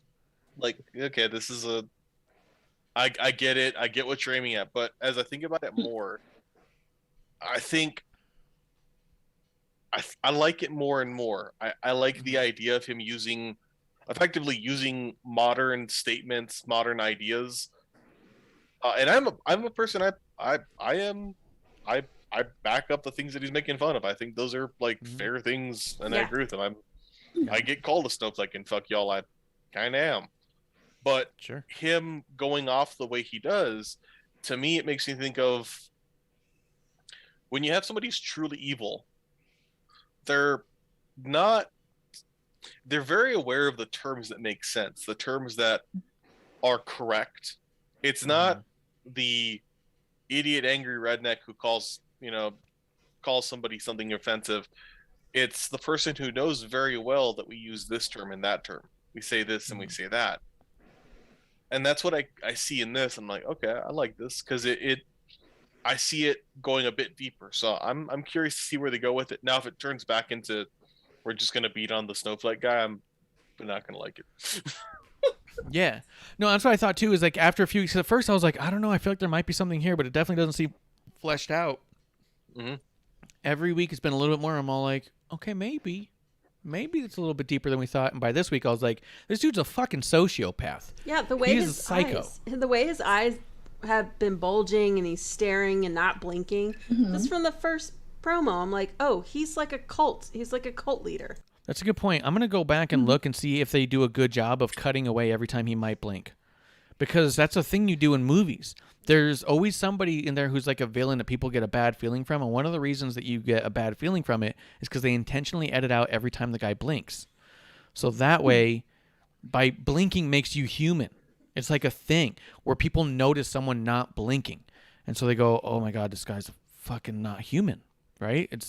So it's like it's a weird thing. But you're right. There's like long stints of him just staring directly into the lens, and it doesn't feel like he's blinking at all. And saying his lines like soothingly is eerie. Yeah. Because it's not like Klump making like a declarative statement of, whatever, of like empowerment or I stand for this. It's like, oh, you should believe me because this. It's like, wait, why is this tone like this, dude? Yeah, Why are you sounds whispering? like, he's trying to, why are you whispering? He's definitely luring in people, and the way that That's horrible. Harlan That's character. horrible. What do you mean? Luring young people. That's horrible. That's the demographic, though. That's the young people. Yeah. But still, it sounds horrible. It just sounds bad. Yeah, Jeremy does say in the chat, he goes, Joe Gacy's promos are almost hypnotic. I get lost in his words when he talks. Yeah, very similar to Bray Wyatt. Don't look in the light. Yeah, where people would even Don't say stare in the that. eyes. I want to say it was Sasha or Bailey said it in one of their interviews, and maybe it was with even maybe it was with Stone Cold or whatnot. But they talked about Bray Wyatt cutting promos and said talking about their time in NXT in promo class and said nobody knew what he was talking about ever, but everyone was hooked on every word he said. Like that same thing where you're just like listening. I mean, this time we know what he's talking about, but like you're just drawn in and you're just kind of like, yeah, that does kind of make sense. And then like you're looking at his face and you're like, this guy killed a cat this morning. I'm sure of it. No. So I don't know. I did want to know what you thought about it, Klump, because I knew that you took a direct issue with it immediately, and I was wondering if you've seen the growth in it, or if you, not even in a negative way, but if you just like walled up this kind of like fuck it and everything that looks like it, or if you've seen it and if it was making the same growth on your side as it seemed to be on mine, because maybe if we didn't see it the same way, maybe I'm misreading something, or you know what I mean. So that's what I was wondering how you thought about it. It's getting better. And Harlan's doing some crazy shit too. That dude looks like a lunatic, and he grabs Gacy by the face, and then he just ran away. Even though he looks like Billy Corgan. Yeah, he looks like a scary Billy Corgan. And then like he fucking ducked out. I was like, what the fuck was that? Because he's like, huh, and just like runs. And I was all like, huh. And I heard people going like, oh, he's clearly going to be one of his followers. And I was like, he ran away. Like, I don't know if I know that he's a follower yet. I didn't know what was going on. I'm like, did I miss something? Yeah. I'm only going to bring up a few things. Go ahead, Amanda. I was going to say, I think that as you stated, he looks like a, I think the Gacy, for some reason, I don't know, there are a couple of shots of him. He looked like a thin, young Kevin Owens. Yes. Yeah. 100%. I got Kevin Owens vibes from him while he was wrestling. I was like, this guy could be Kevin Owens in a number of years, you know. He's on his way to being that level of good, I think. Yeah. He's like a mix of Kevin Owens and Bray Wyatt in a way. Yeah. You know, I'm not saying his character or anything, but like his look and his believability, like the tools he has feels like a toolbox built by Bray and Kevin. Yeah, big compliments. Yeah. So I'm only going to hit up a few things. I know we're running a little bit short on time here. Halloween Havoc had a commercial with someone dragging a shovel with a distorted voice. So if it's a distorted voice, that tells me it's most discernibly a voice we would have heard before, and clearly a woman's voice. And it definitely had an Australian accent that said, I will bury the past so I can start again. I think it might be Dakota Kai. What do you guys think? Did you guys notice this? I think it might be Dakota Kai. Did you guys notice it? Pay attention to it? Even think about it? I didn't for more really than 2 notice seconds? it, yeah. No. Okay, that's fair. All right, well, fuck it. You guys didn't care. Yeah. They saw the Halloween Havoc logo and went, oh, Halloween, good. I was like, oh, that this was me. Oh, that's in 2 weeks. Oh, okay. Oh, okay. So we'll see what that is. Because Dakota, I don't think got drafted. I was expecting her to, and she didn't. No, I don't so think we'll she see. did. The Ivy Nile match, I wanted to just make a quick note on. For one, it was cool, but the fact that she's using the torture rack as her finish was really cool. But she didn't do the Lex Luger like flex on them. So it was just kind of like for a while she stood there, and all of a sudden they tapped out, and I was like, she needs to be a little more active in that torture rack. So I'm watching home. And go ahead, Klump. Like, I feel like if she just squeezed in more, or the drop, I always find the drops kind of annoying. Like when somebody goes like jumps up and down, like it looks like somebody's is like assisting in soaking. Mm-hmm. So like just instead do like a squeeze or something. Yeah, something. And if like you don't know what soaking noticeable is, motion. look it up. Okay. You're gonna be incredibly upset. Oh, I'm always Googling Klump stuff. I don't look up anything Klump suggests now. Amanda, did you take note of that, or did you think of anything of it? I just thought it was, I don't know. I thought it was a botch, actually, at first. I was like, is this a botch? I don't know why my mind went to that. At first, I was like, is this a botch? Or... You done fucked up. Yeah. You fucked up and you won. She's clearly new, but... No, but I'm not making, like, oh my God, yeah, I know you're new, but it was almost kind of like, it felt like, oh, this is something maybe she's trying to see that, if it works. And it did. Yeah. She didn't look completely comfortable in everything she was doing, but that's why she's in developmental, right? No. And she looked good. It was a very strong showing. I agree with Klump. There was she puts the other woman up on her arms and like the torture rack, and then just stood there. But if she uses even emotion, it's like, I don't want her to do the Nikki Bella thing, but what Nikki did was kind of cool, where she would like drop to her knees and pull down. So it was like, fuck, but she's got to do some sort of motion that gives you the feeling that this just went from bad to worse. You know what I mean? Like why is this person sitting there for long enough where they just start tapping out? Are they annoyed? Like, I want to know that this person's dying. The bathroom. Yeah, like bathroom tapping out.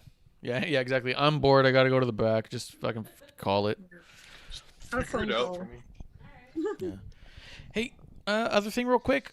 Ikemen Jiro came out and had a match with one of the guys in the Diamond Mine, and watching his match and how goofy he was, I thought he will make a very fine addition to the 24/7 title thing. What say you, Klump?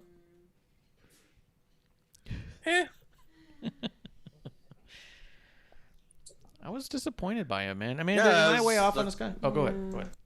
Exactly. I know I'm supposed to give a shit, but look, my crop of shits is barren. Yeah, I loved that Kushida came out because I was like, well, sweet, we got some Kushida stuff, but Jiro to me feels like he's going to be running around chasing the 24/7 title in 6 months' time.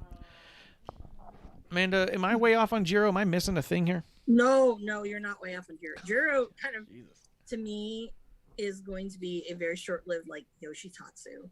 Oh, that's such a bummer.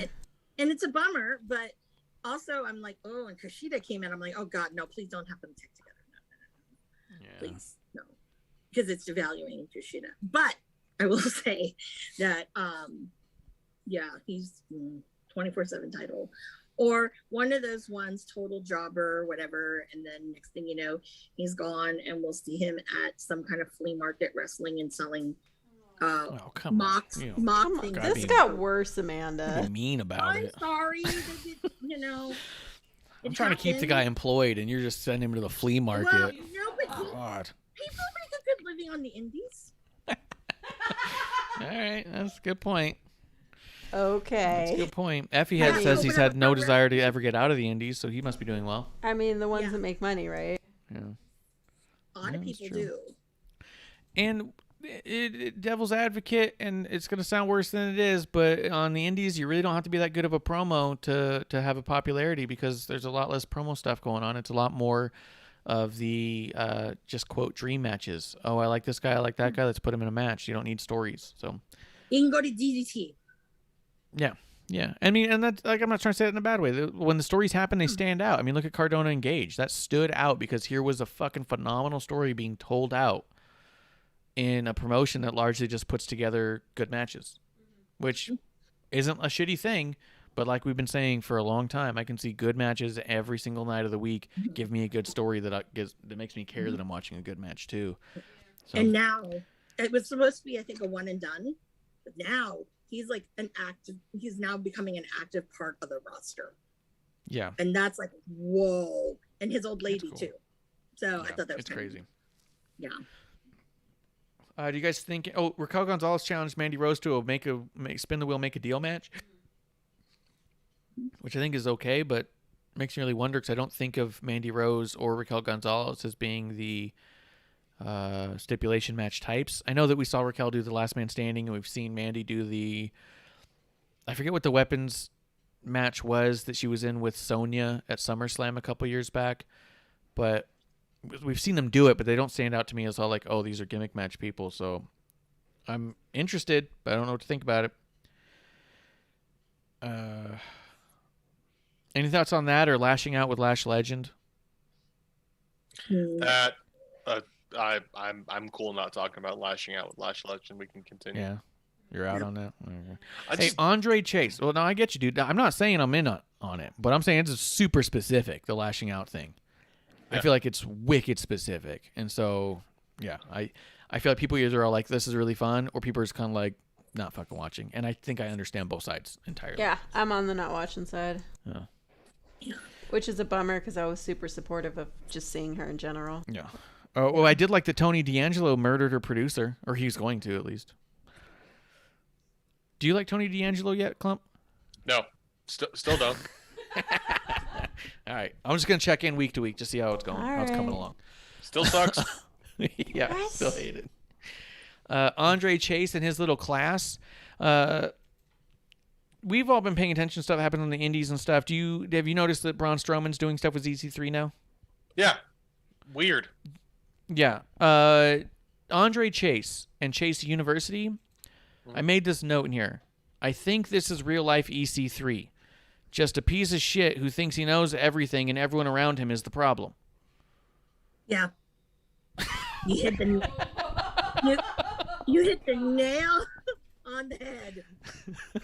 Yeah, no, I didn't think about that, but now that you said it, I'm like, oh yeah.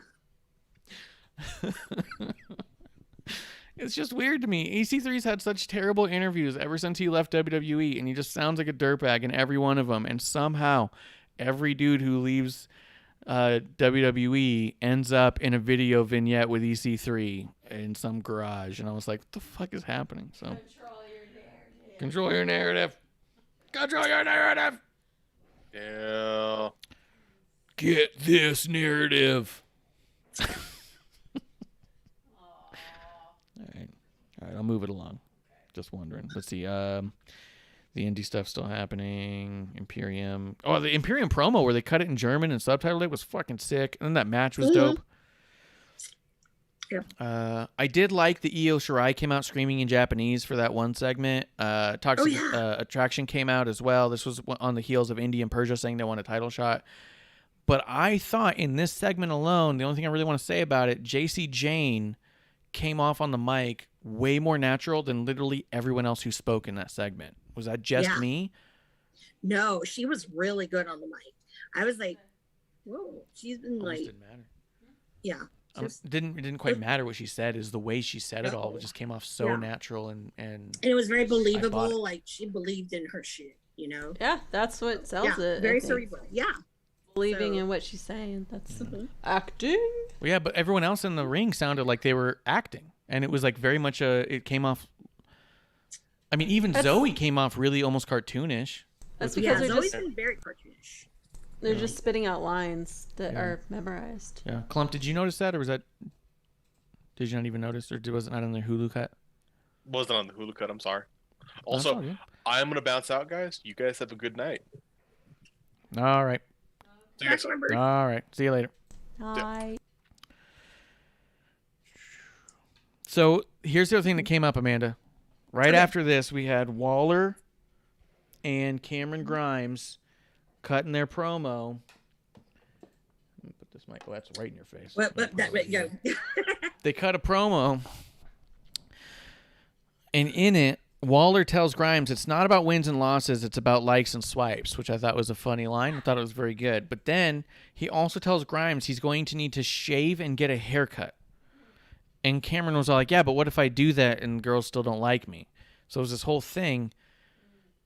I'm terrified they're going to actually fucking wax Cameron Grimes and give him a little haircut and a shave. They are.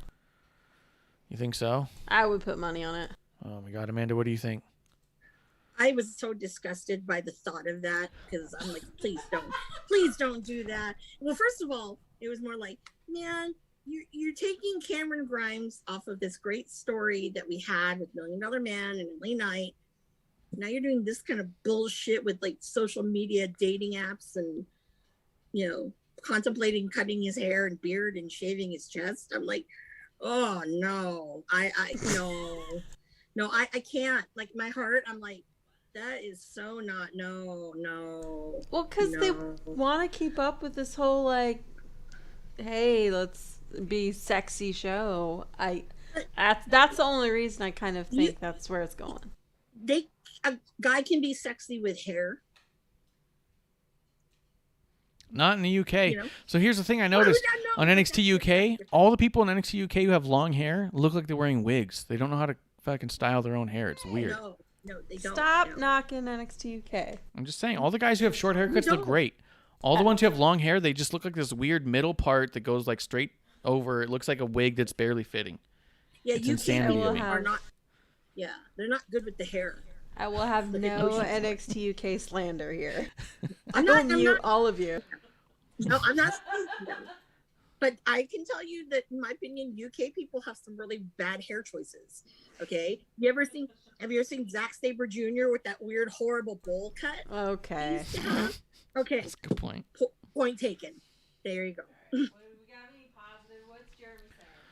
I'm terrified about this idea of a greased up Cameron Grimes. Can you imagine? What about this? What if they don't shave him? What if he just uses a ton of baby oil? It looks all sticky and weird. Yeah, no, I wouldn't want to risk that. What if he just like has a pompadour though? But like a big one. Like he doesn't cut his hair. He just uses all of it in like a giant Marge Simpson pompadour. But his hat is so charming.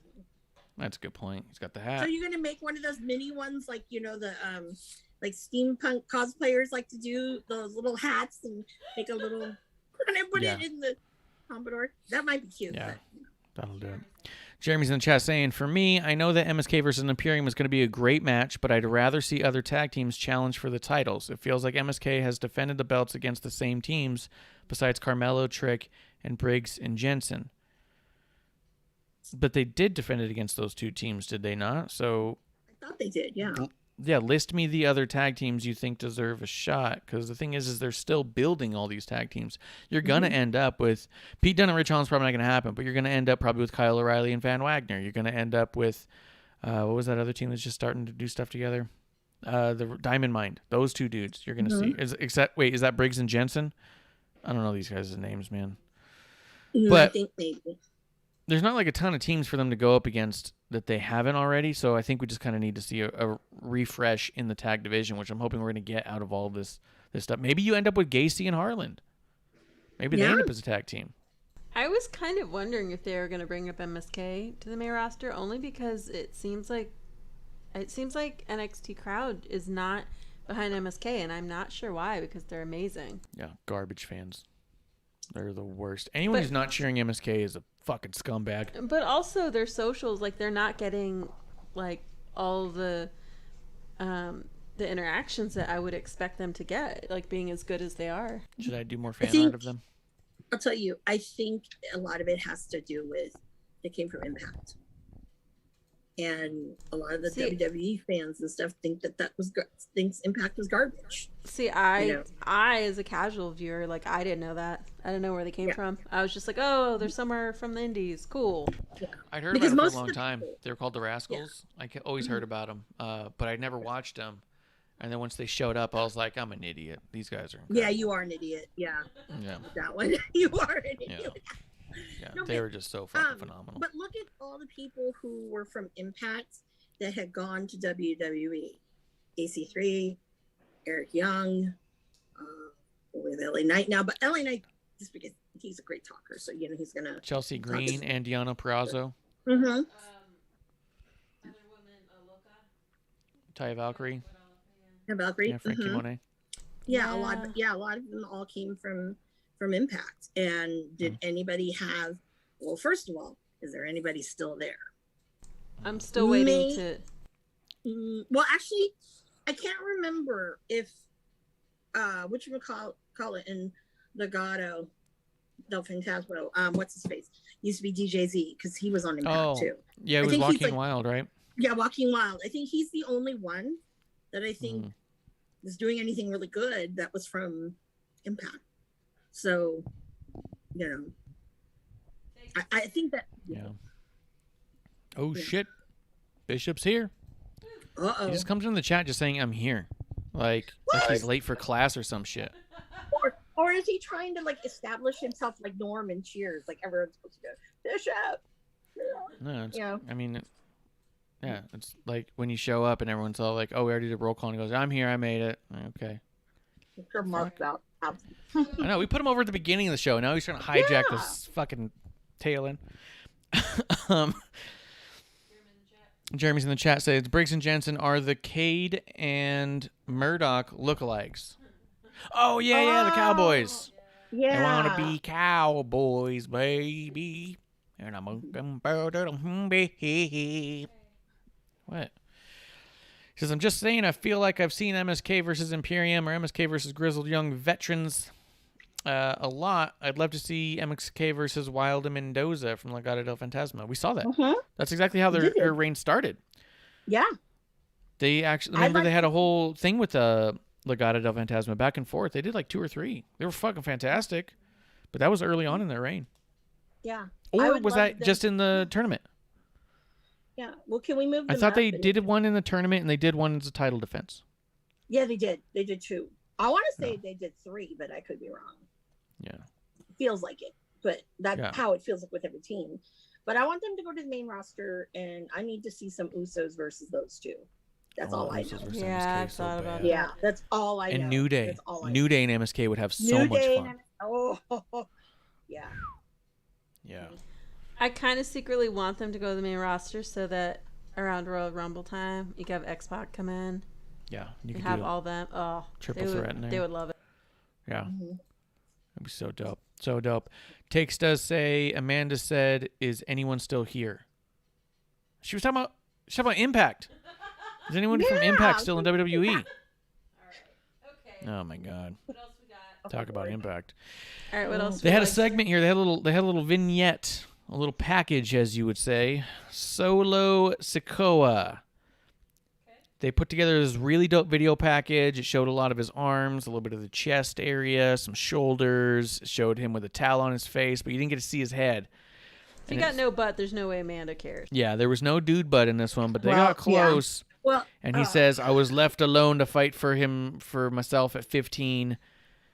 I don't think I saw this. You didn't see this? This was sick. There's no butt. No, I didn't. No. I watched on Peacock. Maybe I had. No, it was there. It was immediately before Swerve versus Santos. Okay, well, I gotta go back and look. I'll tell you this. I missed it on the first go around. My second time watching it, I saw it.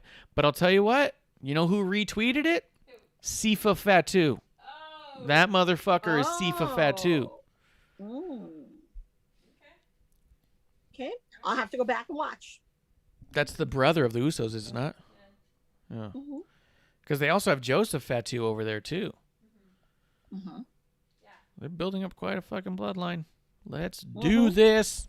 But I saw the package, and I was like, this is sick. And then I was like, oh, shit, is this Joseph? And I was looking around. And at first, I thought it was Sifa. But then on my mind, I thought, no, I'm thinking of Afa and Sika. And I had it confused in my head. So I was like, I must be thinking of Joseph. And then I get online and see that Sifa retweeted it. And I was like, I was right, kind of. So it was a whirlwind of emotions, but it's pretty fucking cool. So I'm excited to see what he does there. And then we had Swerve versus Santos. Swerve gets the win over Santos. Carmelo Hayes comes in, cashes in his contract, much like a Money in the Bank. Does a couple of good moves to Swerve and takes that North American title. Holds it up. and now Swerve is on his way to the main roster, sans title, without really losing the title in a weak way. So it was kind of interesting because, like we talked about with Jeremy earlier, Ridge Holland taking losses on the way out kind of sucks. Here's a way that they did everything they could to protect Swerve on his way up, where they had him beat Santos in a fucking banger of a match and then have him get screwed over by Carmelo in the end. Maybe to never see any retribution on that. Amanda, what do you think about this whole main event? You know, the Swerve match was absolutely great. Can't say that. But with Carmelo, they're very, very high, I think, and have been very high with Carmelo Hayes. Sometimes, I mean, he's good, but then sometimes I sit back and wonder why. That's my question. Why? Yeah. Why are they so high on Carmelo? Yeah, why are they really high on Carmelo? I don't know. He's great. Well, I know he's great, yeah, but other than that, I mean, Odyssey Jones is great, I mean, they're great people, but in particular, they really kind of are shoving, I don't know, are they grooming him to be I don't know who he would be, but on the main roster, but I don't know. The crowd's really over him too, so. Yeah. No, I think the crowd's with him. I don't know. I just think he's fantastic. I think they're really over on Odyssey Jones too, but yeah, I don't know. I think NXT is going to be different than what we've seen. I think that we're going to see people pop up, do good, and disappear. You know what I mean? Like, I think that they're going to get people polished up and get them on out and onto a bigger show. Like LA Knight. What's he going to do now? Yeah, what the fuck's going on with LA Knight, Well, man? What do you do with him? I'm trying to think of. I'm wondering if they are, I think we mentioned this while we were watching, I'm wondering if they are keeping a few of the veteran dudes around just to kind of get the younger, new folks trained, get them some experience, because, I mean, Phantasma, I mean, he's been doing this for, 20 years? Mm-hmm. And who knows how long LA Knight, you've got people that are super seasoned, and why are they there? I mean, same with Mandy. Mandy's, I would say Mandy's pretty seasoned. Oh, yeah. I mean, so, what are all these veteran people doing there? I think it's to help out all the younger folks. I think there's definitely a possibility that guys like LA Knight and Santos are there strictly to be in-ring coaches. Literally, you're a talent, but you're coaching. Teaching these guys how to get over, getting yourself over so you can also, prove you still got it, kind of a deal. But there's a part of me that wonders if this is just it for them in a sense, which isn't necessarily a bad thing. How often do you want I don't know. I'd love to see a fucking LA Knight, Santos Escobar WrestleMania main event. You know what I mean? If I'm being honest, the idea of a match like that could be incredible. But I think a lot of it's a lot more complicated than we as general Mark fans can grasp at times, and I think that we look at it as an unfairness, or we look at it as one thing or the other, but I think that we, just as fans, we got to look at it the way we look at it. Bishop's in the chat. He says, I think Carmelo looks too much like Brandon T. Jackson. Who the fuck is Brandon T. Jackson? Why is it a problem? Who's that?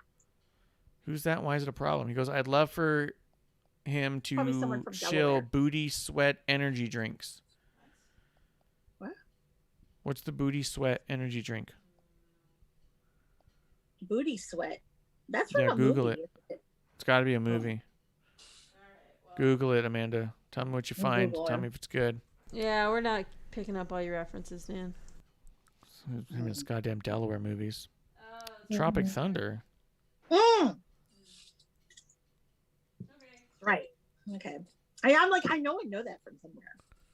And no, I'm not shilling booty sweat. Tropic Thunder was a good movie, though. It was a classic. It was. Jeremiah is in the chat. He is saying, I enjoy the fact that Carmelo Hayes won, and that it pretty much solidifies that the breakout tournament contract is kind of like NXT's Money in the Bank. True. He goes, but I thought it was really puzzling why Santos Escobar couldn't win first.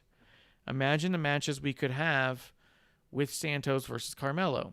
We could still get that match, but I think it's puzzling that Santos wouldn't win. I mean, I don't see why he has to. You know what I mean? If Santos was coming for the North American title, he doesn't beat Swerve because of whatever. Swerve is gone and Carmelo's got the title. What's stopping Santos from saying, yeah, fuck you too, dude. I'm getting that goddamn title.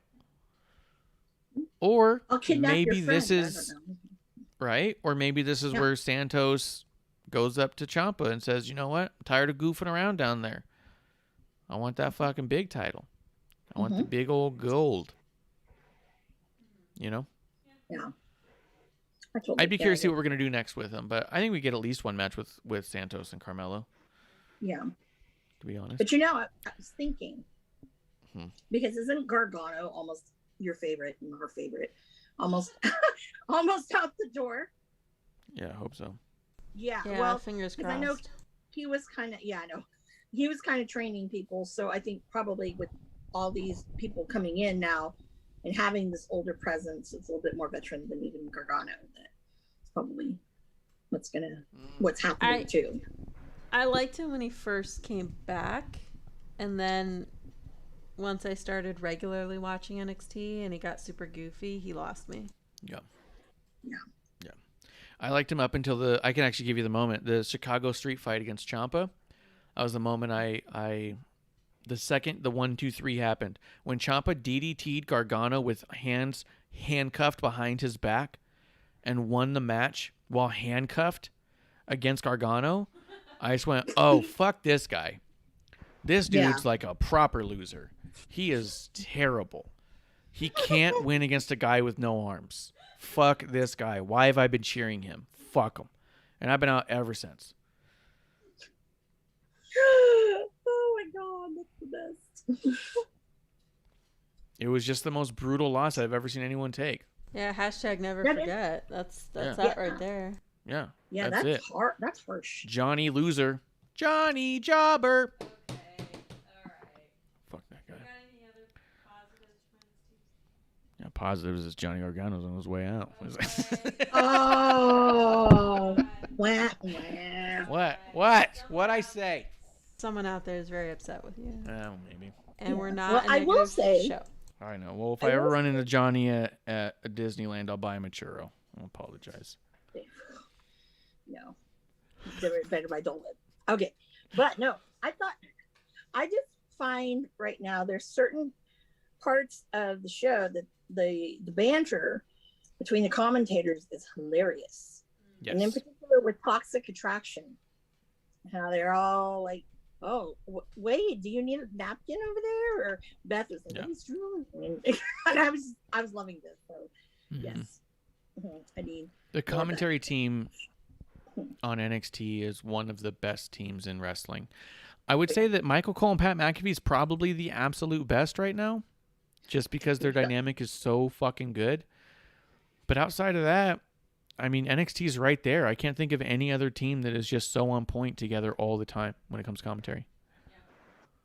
Yeah, because your favorite over at AEW is you just don't like him. Little baby talk Excalibur. Oh, got hit right in the dummy. Oh, he's looking pretty with the tippy toes. But you know what? On Rampage, though, you do get some pretty good things here and there that are kind of hilarious and out of nowhere. Yeah, I from believe it. Mr. Starks on the end. And I'm like, are you high? I think Taps. Vic Joseph's kind of like the unsung hero. Yes. It's like he's the newest one there, and I feel like he's picking up. Or maybe it's just that he's so positive that it's really enjoyable. He's so good. He doesn't get enough credit, and I think part of it is just because he's surrounded by such big personalities, and he largely plays a more timid kind of commentator and the straight man of it. Although he says goofy shit sometimes, but not I think like that he also, I think, looks younger than he is. I get the I mean, he's young, but I get the impression that like he looks like a fucking teenager, so people just kind of talk about him that way. But like, he's absolutely underappreciated for sure. He's such a good quarterback. Yeah, like Joe Galley looks really kind of young, but yes, I'm really enjoying him on After the Bell with Corey Graves too. Yeah, I've gotten a big appreciation for him through After the Bell. Also, Vic Joseph's really cool on Twitter. He'll interact with you a little bit, you know? Yeah. So. But here's the thing. Go ahead. I think personally, who's worse than Excalibur Okay. Is Ian Riccaboni and Caprice Coleman over on ROH. Awful. All right. Awful. All right. And you need to watch okay. one. Just do it, and you'll be all, oh my god. Don't want to now. Now I don't want We to. want to stay positive, Amanda. Why would we do that? That's a positive rate. You. ROH can have my negativity. They fired the best booker they had. They can eat Damn it. it. So, was there anything else on NXT that you wanted to throw out there? No. I know you were telling me before we got on. Go ahead. I don't know if you guys saw this, and I don't remember where. I think I saw it on Instagram. It was someone's reels. But there's this really funny one that Wade Barrett is in. He's at the airport, and there's this guy and his girlfriend who are, they're at the same terminal, and they're at the bar. So you don't see Wade Barrett at first. So you see them, and he's like, I dare you to go hit on some guy, right? And she goes, they were drunk, and she goes, yeah, I'll totally do it. Who? Point at the guy. And the guy's like, the big one over there. And she starts walking over, and then she goes, him, and then she's pointing like his back to us. Him, and he goes, yeah. Right? So she hits on him, right? She goes, hey, are you married? And he's like, sadly, yes. And the big accent. And then she goes, oh. And then you see kind of in her face, like, she realizes who this is. Yeah. And then she's like, oh. She turns back around. She was her boyfriend. That was Wade Barrett. That was Wade Barrett. And he's like, oh, that's why he was a mountain of a man. I'm sitting there because they did not know. I mean, when you saw it at first, and when she was like, "Oh," that's funny. It was hilarious. It was quite funny. People don't expect to run into people that they're going to recognize, so they miss it all the time. It's kind of actually a running joke. When I was with my last company, they did a lot of travel for us, and so we were flying in and out of places. And every single airport, without fail, I would recognize somebody, either a wrestler or an actor or something. And so people would joke about traveling with me so they could see them. And it wasn't that other people aren't around them. It's just that nobody's looking at people's faces. Like, so I was at one with somebody, and the guy was standing right next to Charlie Sheen. So he's standing next to Charlie Sheen for like several minutes, and then he comes over to me and he's like he got me like a water bottle. I was like, dude, that was sick. He was like, did you say anything? I was like, why didn't you say anything to Charlie Sheen? He goes, what? So you were standing next to Charlie Sheen for like 10 minutes, dude. He's like, when? Like, they just don't expect, you know? Oh my god. Well, yeah, there was a time I was on a flight out of changed in Dallas, and who was on my flight? First thing I heard was, oh boy, this flight's going to be long. I turned around. Jeff Cobb. Next thing I know, we're going to sit down. Who's sitting there? Fucking Timothy Thatcher. I'm like, this all fucking like old home week over here. So funny. Thatcher's like, I haven't seen you in a long time. And I go, I haven't, toothless to me. I mean, it was very weird. And then there were fans on this flight, and no one knew who these guys were. And then there was one other person, I can't remember who, from the Indies was on the flight. None of these people knew who they didn't realize who they were. Yeah, I was on a flight once with Baron Corbin, Mandy Rose, Sonya Deville, Big E, and I'm missing somebody. Maybe that was it. Yeah, but you freaked them all out with your Bailey sweater. I had a Bailey shirt on, oh, and God, they all, no. as I was like, yeah, I was like fucking rocking my Bailey shirt because I was I was on that flight because I was heading towards SmackDown. Well, fucking apparently so was the fucking roster. Yeah, and so like it was funny because like I would sit there and you could see them looking around, and then they make eye contact with me, and I would just kind of like smile and nod, just like being polite, like hello, and then you would see them kind of smile, see my shirt, and then turn around real quick, and I was like, yo, I'm not gonna bug you. I'm just like it's a neat moment for me. I'm just not.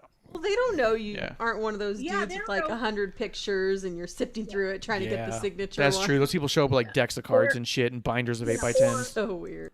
You're gonna go up to them in the airplane. They go to the bathroom, and you're gonna knock on the door. Yeah, I've seen that weird. Before. That's not good.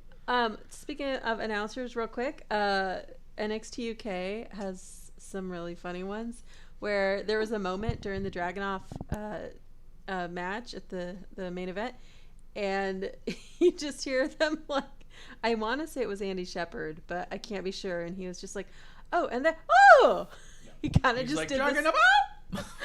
Like that he went up an octave because of just the match itself. It was so hilarious. Yo, and it sounds like AJ Lee's going to be on commentary for WoW. I thought she was going to be doing creative, but it sounds like she's going to be doing commentary for them as well. Yeah. And a little internet wrestling for you. Denise Salcedo. It sounds like she's been added to the commentary booth for Mission Pro Wrestling. So Very that's nice. pretty cool. Yeah, and I liked I forget her name, but the one commentary who was Mission Pro, who was kind of doing like tab commentary with Holidad? Holidad. I don't remember her name either, but yeah, the one who wasn't Holidad. Yeah. So I'm excited to see a more toned down commentary. I mean, we'll find out because I mean, I could have also misunderstood the tweet. It could be that she's just going to be part of their production team as far as maybe an interviewer or something like that. Maybe she's not on commentary, but the impression I got from it was that she's joining the team and she'll be doing commentary. So we'll see. I think that's all really good stuff. Is there anything you thought we missed? I know you said that that Rampage is going to be can't miss because of Daniel Bryan and Minoru Suzuki, but bottom line is it's on YouTube, so Rampage is definitely can miss. What's happening on Rampage that you want me to catch? Oh, okay, hold on. There's other things. Hold on. Let me. Excuse me. I'm slow right now. Hold on. And next week, you will be seeing some LA. Yeah, next week I'm going to be at the GCW show. I'm going to be at Bloodsport. I'm going to be at GCW. What was it called? Harder as Fuck or something. I don't know the name of it, but No, it's that's got a not name the like name that. of it. I don't think so. It's close to that. Okay. Well, no, but it's not that. It's pretty close. No, and I will be on a boat. Are you guys going to do? Yeah, are you guys going to do Thursday? Because I will totally. If you are, I will freaking call in. You're not calling in from a boat. Yeah, I would totally do it. Yeah, definitely do it. Your reception is gonna be awful. It's gonna be dope. No, you know what? It actually the first time when I went, it wasn't bad. But then again, we're pandemic times, so it could be bad. Yeah. You know what I mean? See. But so what's on it? Did you find the stuff? Where is it? I can't find it. They all have this bullshit. Okay, here we go. Oh, I don't have the tickets for the show. All You right, have the SmackDown tickets. it is. Yeah, definitely watching SmackDown. Solidified. Oh, they're starting. Oh, wait, no. Oh, tomorrow CM Punk and Matt Sydal. Boring. We saw that on WWE. Come on. Yeah. No, we don't want that. Suzuki and okay, here it goes tomorrow. Jericho. What are you fucking guys doing? Okay, here it is. Okay, Jericho and Guevara and Hager versus Scorpio Sky, Ego, and some other dude. I don't want to see Scorpio Sky just get jobbed out by Jericho. I know. That dude should be like the star of their whole company. And yeah, and then we have Ruby Soho versus the Bunny. Yeah, I'm also not interested in that. Yeah, Bunny's no, not but the very best good. thing really is the Minoru Suzuki thing. And Daniel Bryan. And it's going to be on YouTube, so I'm going to watch it after SmackDown. Bryan Everybody Danielson, tune into SmackDown. Get it right. He's Daniel Bryan to me. If all these assholes can be calling Rusev Miro, then I can call Daniel Bryan Daniel Bryan. Bishop's in the chat saying, I'll be tuned into Rampage Friday. The hell you are. Everybody watch SmackDown. That's the show to watch. It's definitely can't miss. No, but SmackDown forever. Come on, that's on special. YouTube. That's not on Rampage. So I can watch it when the fuck ever. I'm going to watch SmackDown live. I'm going to love it. And then whenever I get around to it, I'll watch YouTube. Don't look on Twitter then, because you're just going to get heartbroken. That's a good point. I don't know who I want to win now that you mention it. It's a really good point. All right. Yeah. Well, we will be back next week to talk about it, to talk about the fallout of the Friday night scrimmage, the scrumblings, the battle of the billionaires, the dick measuring piss contest that is SmackDown versus Rampage for a half an hour in YouTube versus FS1. Let's see. Takes us in the chat, says The Rock fighting monsters trying to have his gorilla friend. Oh, yeah, Rampage. Oh, yeah. Well, because you got a lizard over there, too. Is that one? Is that that one? Oh, that's the one. That's the one. Yeah. Guys, it's been awesome having a drink with you all. Thank you for Klump for coming through while he could. Thank you, Miss Amanda Jane, to making it work with your schedule. We will be back next week for a brand new episode 1. This episode has been brought to you by Flow State Coffee, which is a specialty grade coffee with L-theanine and raw cacao for productivity and creativity. Gives you better energy, focus, and mood than a regular cup of coffee. And all you got to do is go to newwave.co, NOOWAVE.co, and put in promo code CHEERS for 10% off. I believe currently they have a 40% off sale, and this could be doubled up to make it a 50% off sale. Producer, something you want to say over here? Also, if you want to support us, we would really like it if you subscribe to our YouTube, because we are still under 100 and we need some more subscribers to get our personalized address. So yeah, we want to change that custom URL. So we're really close to the 100. So tell your friends, make fake accounts, make some bots, get whatever it takes. Ask people on OnlyFans to sub to our channel, whatever it takes. Do what you got to do. Make it happen. I'm going to make... Does our poker chip even have our YouTube on it? I don't think it does. I'm going to start leaving that shit around at GCW. No, because it's got like 12 characters in it. It's so dumb. That's a good point. That's a good point. It just has our Twitch on there. But anyways, guys, we will be back next week for a brand new episode 1. I am at Ref Marsh. We are at WOTR, the show. With me today has been at Miss Amanda Jane with a Y. And we will see you guys all next week right here in the dive bar of the IWC. That's last call.